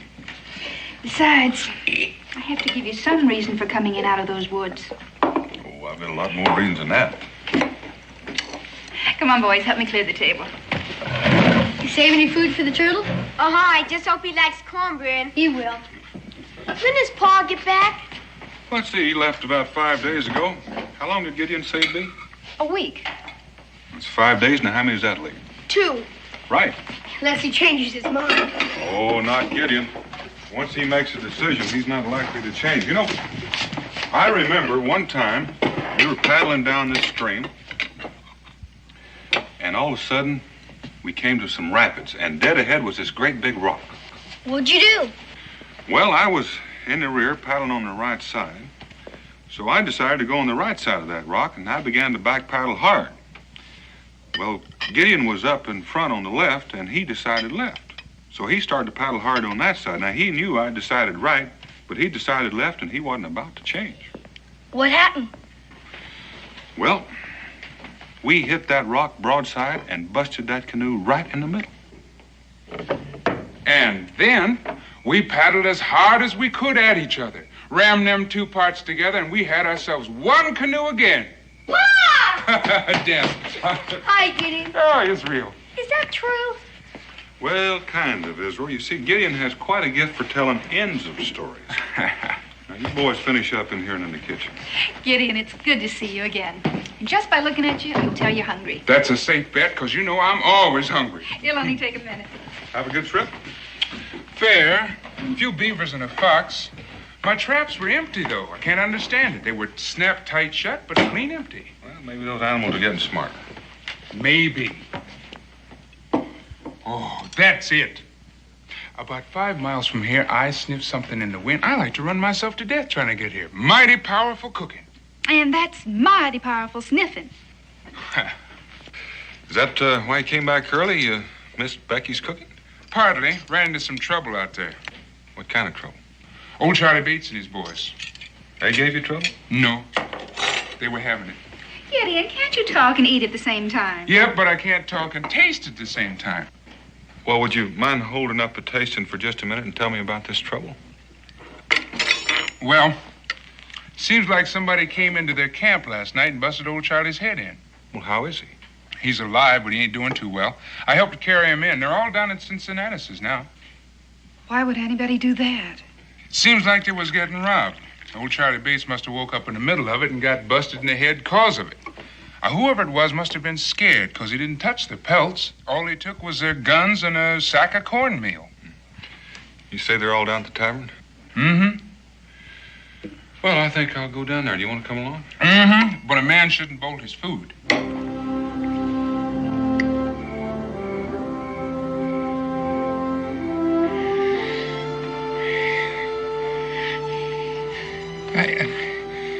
I see. Take it easy, Charlie. You're all right. You're back in Boonesboro. I see now. Seen who, Charlie? I seen a black Indian.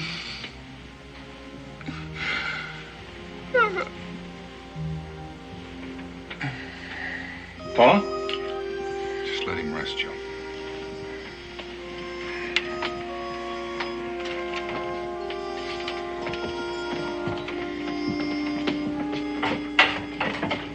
What do you suppose he was talking about, Daniel? What kind of Indian could that be? He said a black Indian. Maybe he was talking about Gideon, delirious-like. Maybe. There was some talk about some Indian raids west of here. Well, not raids exactly, just some stealing. Yeah, all they was taking was some food and guns. You think them Indians could have hit Paul? Wait just a minute. Your pa said a black Indian. That's one. That doesn't sound like a raiding party to me. Doesn't sound like nothing to me. Who ever heard of a black Indian? There's a fella come through here a couple of months back talking about a black man being adopted by an Indian. I heard that. Said they regard him as something special. I figured just some kind of a fancy fairy tale. Well, it might be just that. Well, if there's just one of them out there, let's go get him. I'm ready. What do you say, Daniel? Well, it might be best if just one or two of us went out there. Be less chance of scaring him off. Besides, you boys ought to stay up there with your pa. Want to come along, Gideon? Well, I was thinking about getting a rest. I understand you've been out all week. You probably need one. I didn't say I needed a rest. I said I was thinking about getting a rest. But it don't look like I'm going to get a rest because I'm coming with you. Daniel, you know better than make decisions for me. I learned that a long time ago. Let's get started if we're going to get out there. Fine, fellow.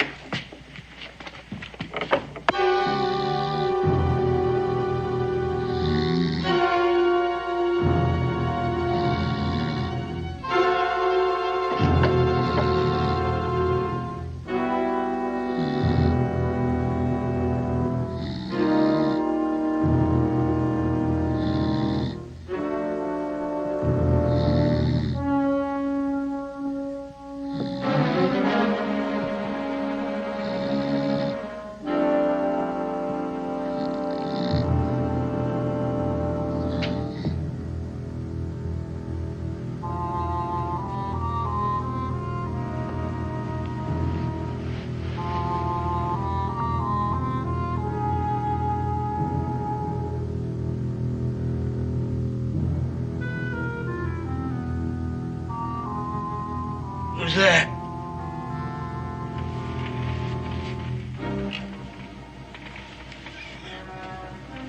Speak up or I'll blast you.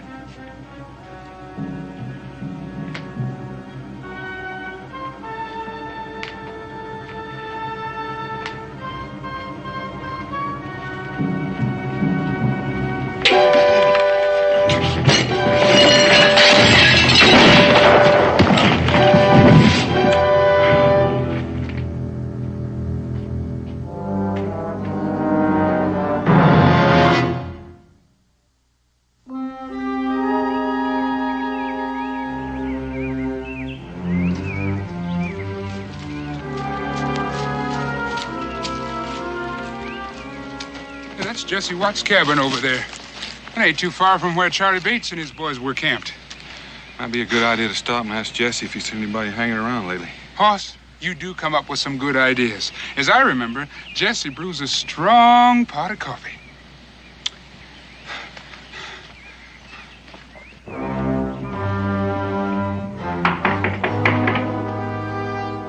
Jesse? Maybe he's gone out. Yeah, seems like. Hoss, I could still use that cup of coffee. Well, I think Jesse'd be real glad to have you.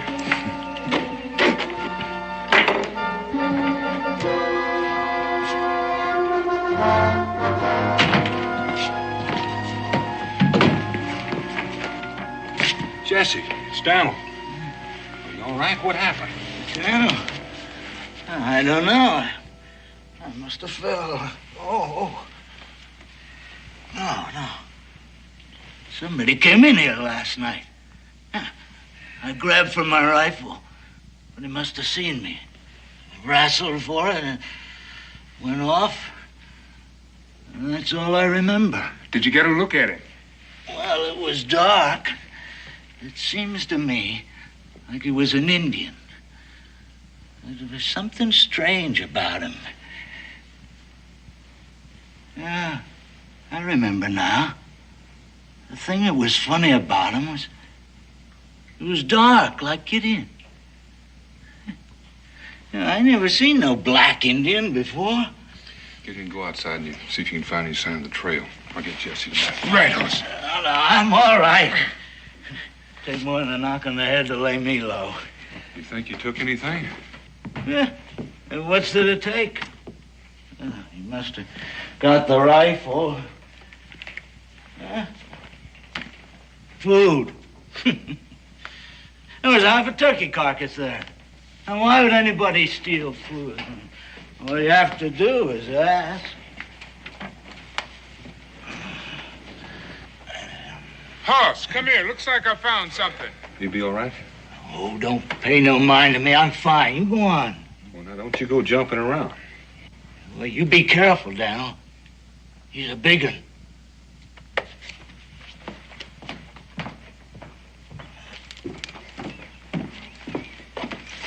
Looks like he stood out here waiting to go in. Then his tracks show he laid off that way. Well, let's go after it. Hoss, what do you figure a black man's doing here? I don't know. Maybe he came down from the north. And joined with the Indians? Ain't likely. I figure he's an escaped slave. Well, that may be, but it still doesn't explain why he's stealing guns. What are you aiming to do once you find him? I know what you're thinking. You know how I feel about slavery. I'm not about to send anybody back to that life. But if he's been stealing, he's got to account for it. Yeah, I guess so. You still want to come along? More than ever. Let's go.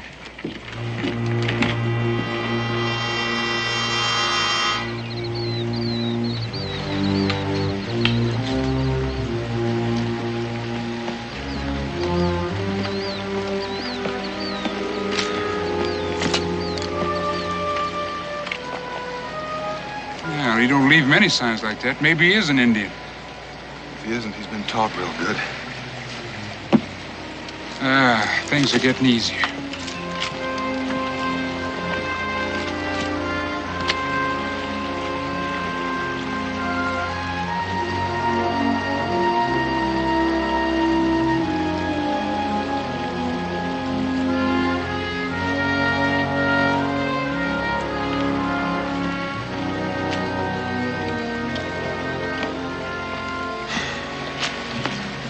Back. Looks like he's acting now like he don't want to be followed. Come on.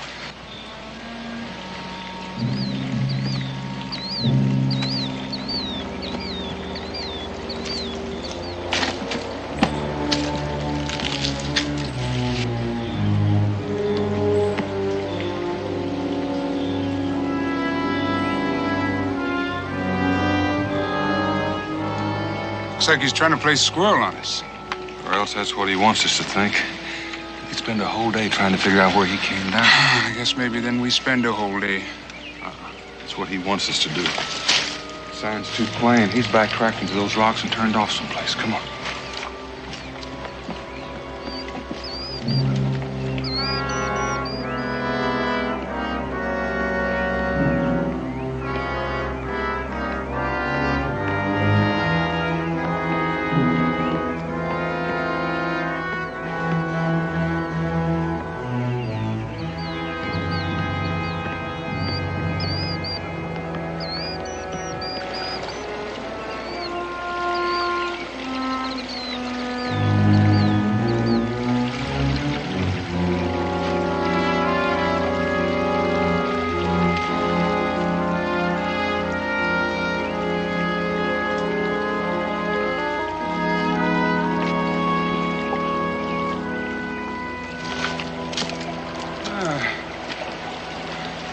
Looks like you got him figured, Hoss. But he ain't making it too easy. He learned his lessons good. But not good enough.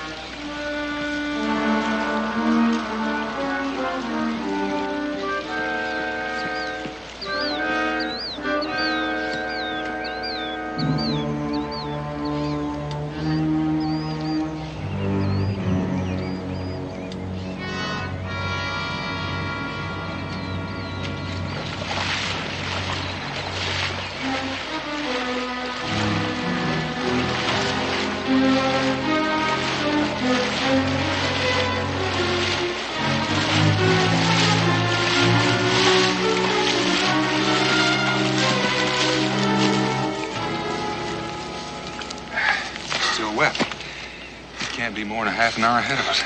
Hoss, I've been watching you all day, and I just got to ask you something. What's that? Are you sure you ain't part hound dog?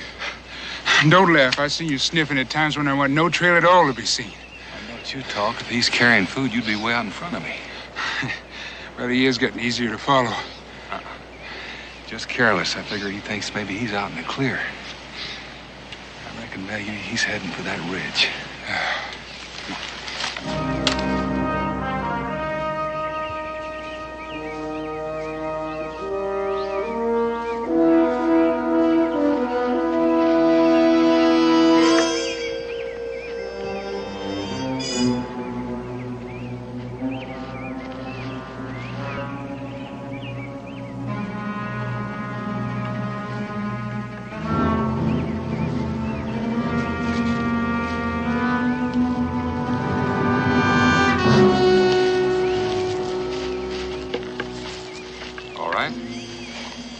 Who are you and what are you doing here? Me, Choctaw.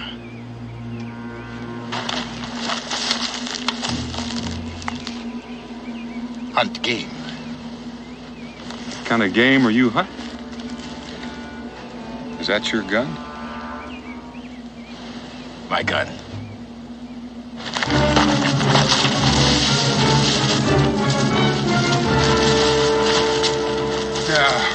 You don't mean to tell me that you're a Choctaw? Last night, a friend of ours got hit on the head and got his gun stole. His name is Jesse Watts. You still say this is yours? No, I took it. I was looking for some food.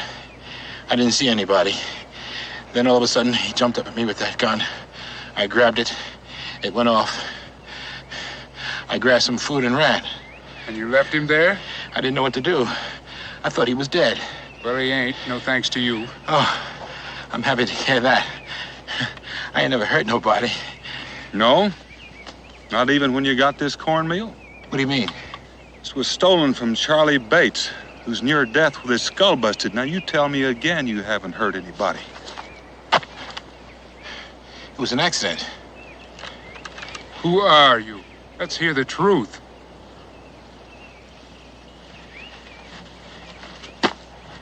My name is Luke.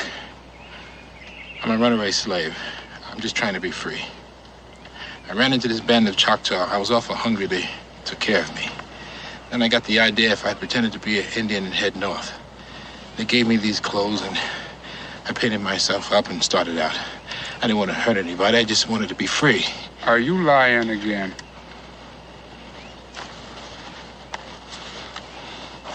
You know what these are? You ever see a free man with these marks? How'd you get them? You don't have to do anything, just be black. The boss man I was working for said I wasn't working hard enough, so he whipped me. So I worked a little harder and he whipped me again. And one day I sassed him back. That night he came to my shack, busted in the door while me and my wife was having dinner. He said, boy, you're gonna learn not to talk back to your boss man. You've been having it too easy around here. So I'm gonna ship your wife out to another farm. Do you know what that means? Once she's gone, I never see her again. Never. And he did it?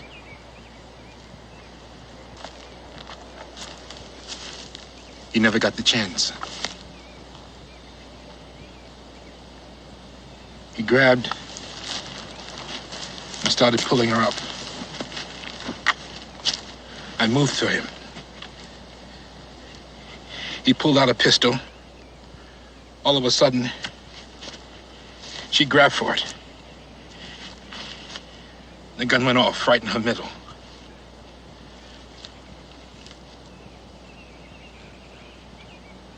I must have went crazy. I grabbed him, and I began to hit him. And I hit him, and I hit him, and I grabbed him and threw him against the fireplace. He hit his head on a brick, and he fell down dead.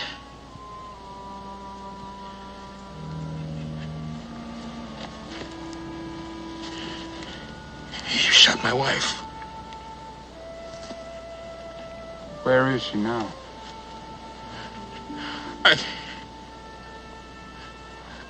I carried her out into the woods. I don't know how long I walked. I must have walked a long way. And I stopped. And I knew she was dead.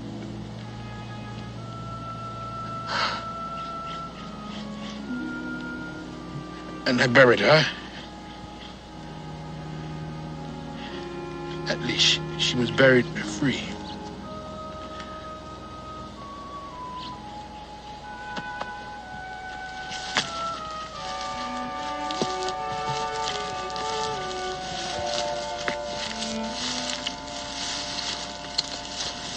Hoss, what are we going to do?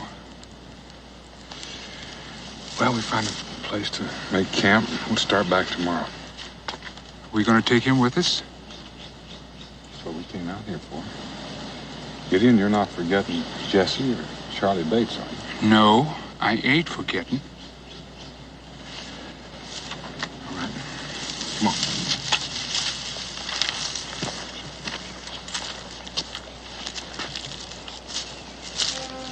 You gonna help me? Well, somebody's gotta help me.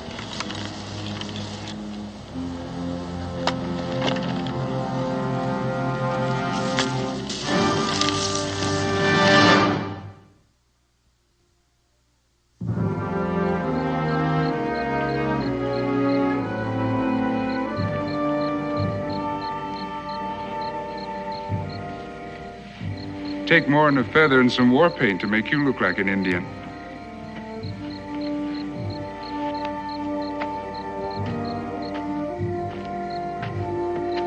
Well, he don't look half so dangerous without all that paint. You say anything? Not a word since you said we were taking him back. It would help if he opened up. I'd like to do something for him. Why don't you see if you can get him to talk? All right, Hoss, I'll try.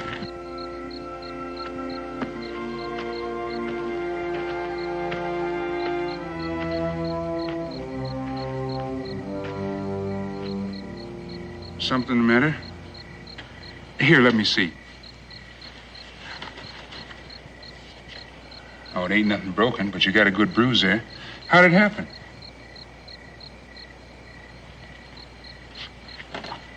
You asked me if I would help you. I can't help you if you ain't gonna talk to me.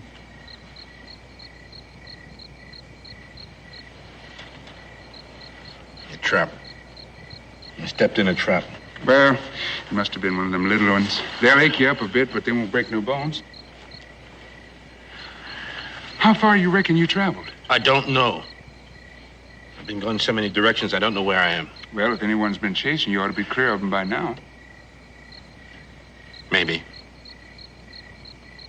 Sometimes they don't ever give up. They hire men that don't do nothing but chase slaves. They know every time a black gets away, the others might start thinking the same thing. They can't let that happen. That's why you don't have to worry. We ain't going to send you back. We? We? What about him? Well, he ain't going to send you back. I'll promise you that. Why not? He's white, ain't he? That don't mean he's against you. Every white man I know was. All whites ain't alike, any more than all blacks. Yes, they're alike. The blacks and the whites, they're all alike. The whites are the bosses and the blacks are the slaves. That's why they're all alike. Well, I know what you feel. My wife was an escaped slave. And when we were first together, every time a white man had come around the cabin, she'd run and hide, feared he'd come to take her back. But she learned, just like you got to learn. It's a whole new life now. I ain't having anything to do with any white folks. Then you better dig yourself a cave, crawl in, and cover up the front. Because that's all there is out there. And you're going to have to learn to live with them. Now, you say you want some help. Well, they'll help you.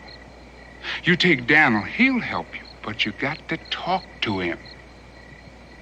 Talk to him. You'll see. All right.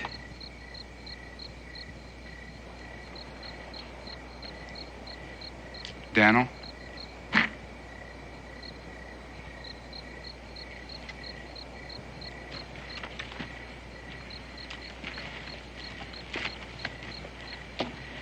Luke, you didn't tell you I aim to help. Some things I'm going to have to know if I'm going to be able to do anything for you in Boonesboro.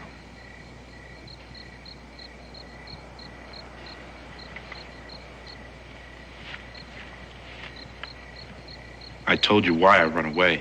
I'm talking about what you've been doing since. Why you've been doing all this stealing. I was hungry. Well, there's plenty of game in the woods. I don't know anything about catching animals. All I know about is just farming. You had a gun. I don't know how to use it. Then why did you steal them? Well, I figured if I took the guns with me, then no one would come after me then. I'd be safer. Well, what'd you do with them? I threw them away. I didn't have any use for them. Where'd you throw them? I don't know. Anywhere. Bushes. Any place. When you were living with the Indians, did they say anything about another black man living with them? No. Why? Well, Daniel had heard a story about a black man who was living with the Indians just like he was one of them. That's right. They seemed to think highly of him. Seemed to think he was something special. No. I haven't met anybody who thought a black man was anything special. They never mentioned another black man. No. No, they never even mentioned the fact that I was black. Luke, why don't you just rest easy there?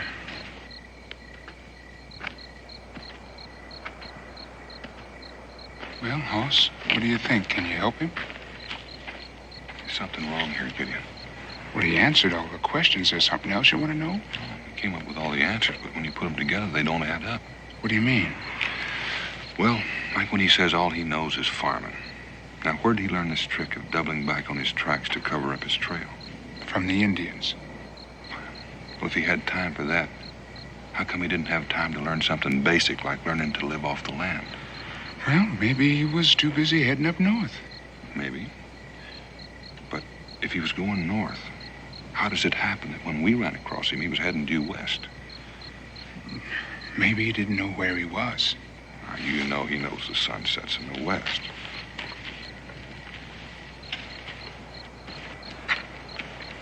You know, the thing that sticks in my craw is that that he's smart enough to be doing different from what he says he's doing. Like throwing those rifles away. A smart man would have held on to them and traded them for what he needed. Yeah, but he wasn't about to go into near any settlements. Well, I'm not talking about the settlers. The Indians would be mighty happy to get their hands on them. Doesn't sound like you're in any mood to help him. In order to help him, I've got to know the truth, Gideon. He started by lying, saying he'd never hurt anybody. Now he tells us he killed a man. Protecting his wife.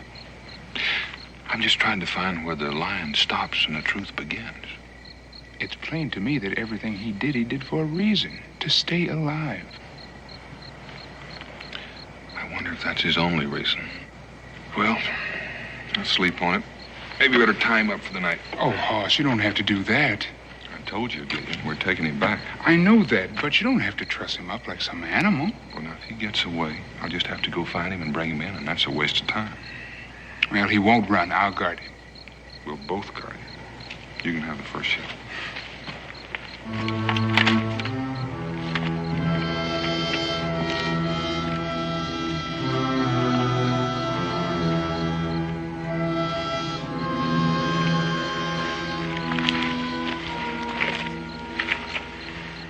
Is he gonna help me?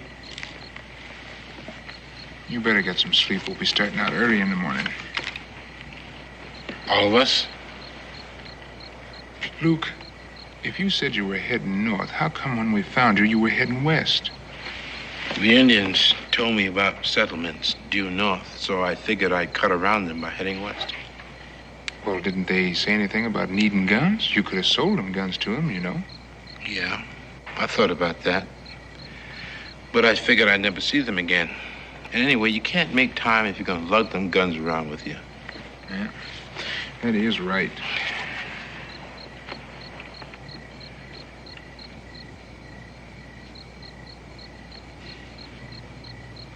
Gideon, ain't you believing me? I might lie to a white man. I mean, you have to do that. But I'd never lie to you. You know that. And I'm counting on you, Gideon. You better get some rest. I got some thinking to do.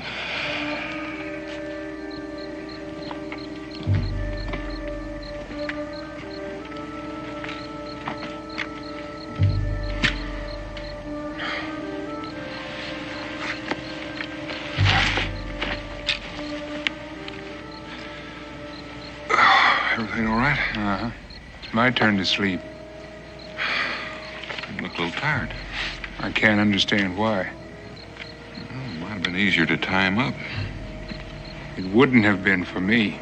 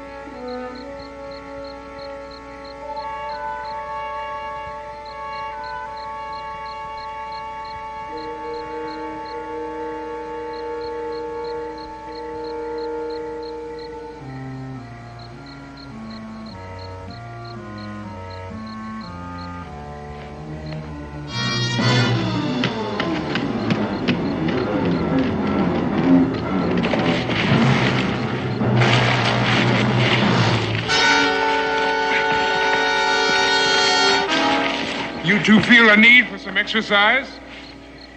Where were you? Asleep. Sleep? I never knew you to sleep that soundly. Well, I figure when a man has a point to make, he ought to have his chance. Meaning what?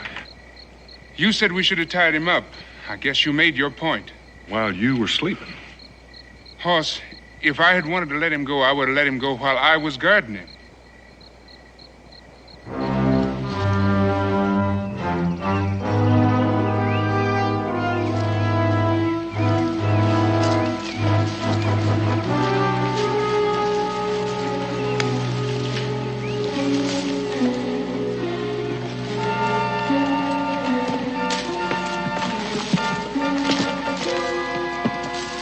Hold up here.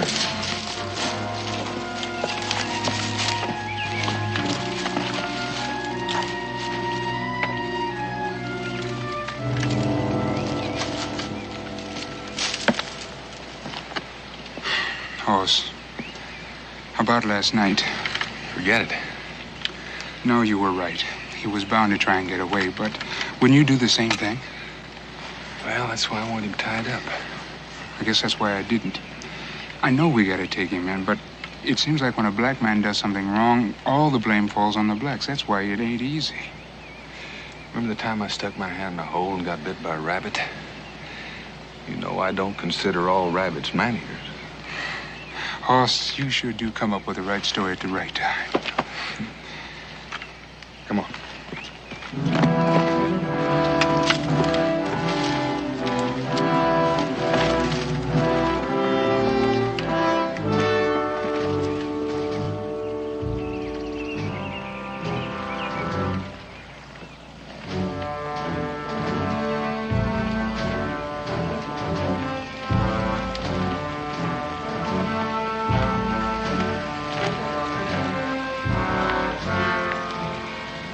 Gideon, I gotta talk to you.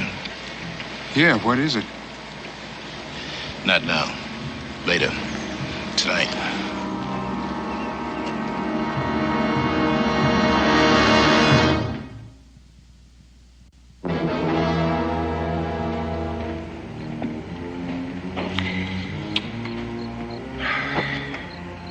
Need a little more wood before the night's over. I'll take a look, bring some in.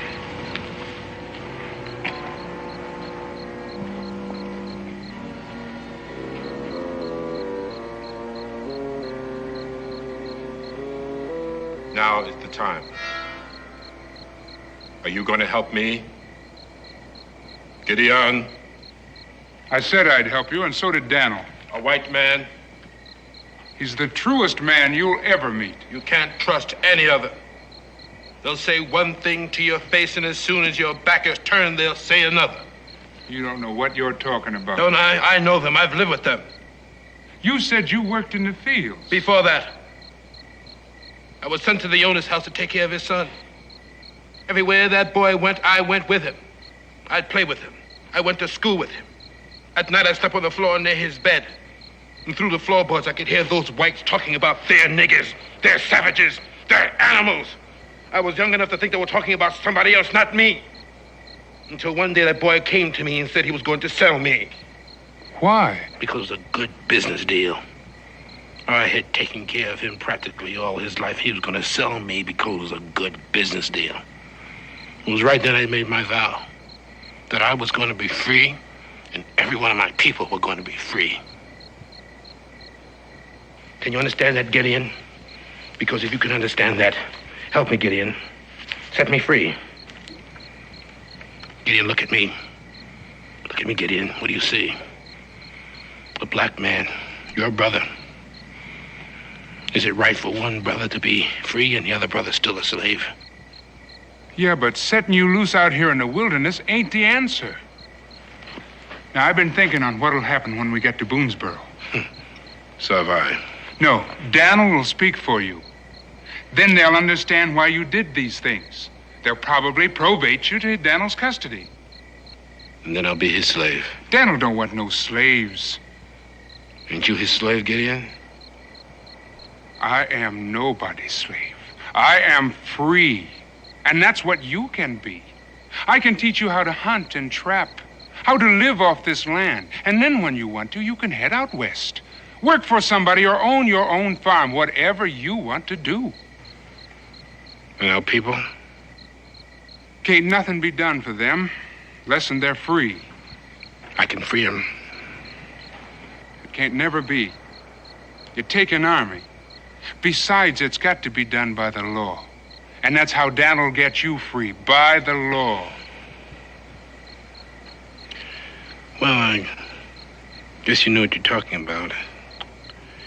You sure know your way around this white man's rail better than I do. I guess I have to go along with what you say.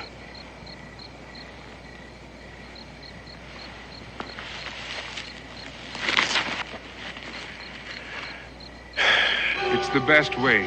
You believe me. You'll see what I mean. Is something the matter? My wrist. The ropes are cutting into them. Well, here, let me see. These things must have been cutting into your wrist all day. Why didn't you say something? Well, I'm not used to complaining. Well, here, I got a rag for you. Bloody wrist here.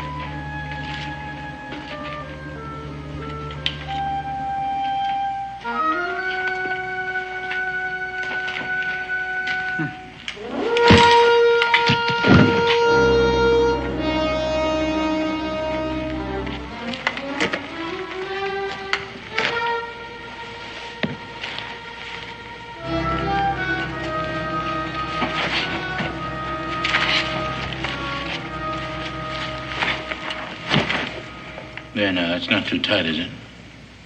Would you have loosened them if they were? No. I'm too smart to fall for a stupid trick like that. Not even for your own brother? You're not my brother! No, you taught me that. Color don't make a brother. It's what's inside. Gideon, you're going to take me back to Boone's burrow, where I've been hung because I've killed. I couldn't let you do that. You said that was an accident, that you were protecting your wife. Well, I have no wife. I told that to you and Boone because he was there. And you believed it. You're as stupid as he is. Well, what happened to that overseer then? I killed him. You don't think I got these guns without running into somebody, do you? Your friend Jesse Watts was just lucky. But why? Why all this? To free our people. How? You already said it. You said it would take an army. Well, I'm raising that army. When the devil would you get an army? The Choctaw. You asked me. You said, did I see another black man out there? I said, no. I said no because I'm the one. I'm the black man the Indians think there's something special about. Those Indians would do anything for me. Well, why would they fight to free blacks? Because it's a good business deal. I'll help them, they'll help me. And we'll make raids to free one slave after another. You'd be starting a war. To free our people. You don't think them white owners are just going to sit there while you march in and free them? There's nothing they can do about it. They'll be dead. Don't you know they'll fight you? Or didn't your Indian brothers tell you that? They fought them often enough. They're not afraid of them. Or maybe they figured to use you to fight their battles for them. It's not their battle. It's my battle. I'm the one that wants to see them dead. I'm the one that hates the whites. And I'm the one that's going to kill them. Over the bodies of our dead people. At least they'll die for a reason. A stupid reason. Freedom. Freedom ain't your reason. Your reason is hate and revenge. You'd massacre our people for your own satisfaction.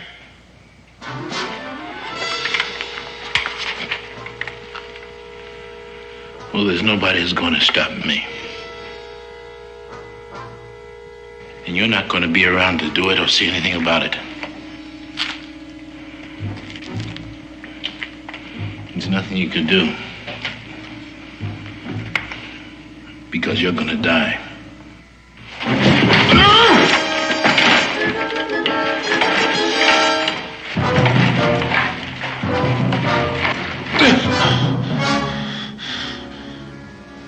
Your war is over. Right now.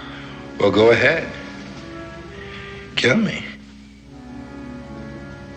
You sure tempt me.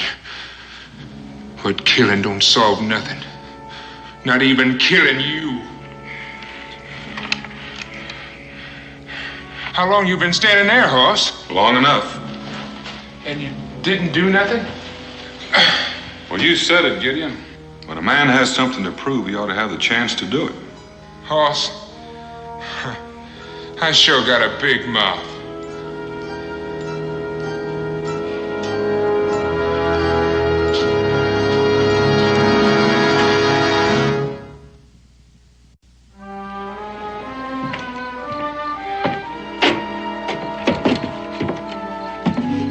Something wrong? No, I'm just thinking about Luke. Looks like he's going to have to stand trial for murder, but not for Charlie Bates, thank goodness. How is old Charlie doing? Well, Becky says he's doing just fine. Yeah, that's good. That's good. The thing that bothers me about Luke is I keep thinking of him with all that hate and anger. And I think how that could have been me. But I was born free. Yeah, I've thought about that, too. But you don't have to be born a slave to hate. All you have to do is think wrong, and hopefully, someday, more people are going to be thinking right. Daniel? I thought you said Gideon was here. He is. Gideon, are you feeling all right? Oh, fine, fine. Well, my goodness, I thought you must have a cold. Why? Well, I'm cooking and the door's open. So either you're sick or your nose is stopped up because you haven't sniffed your way in there yet.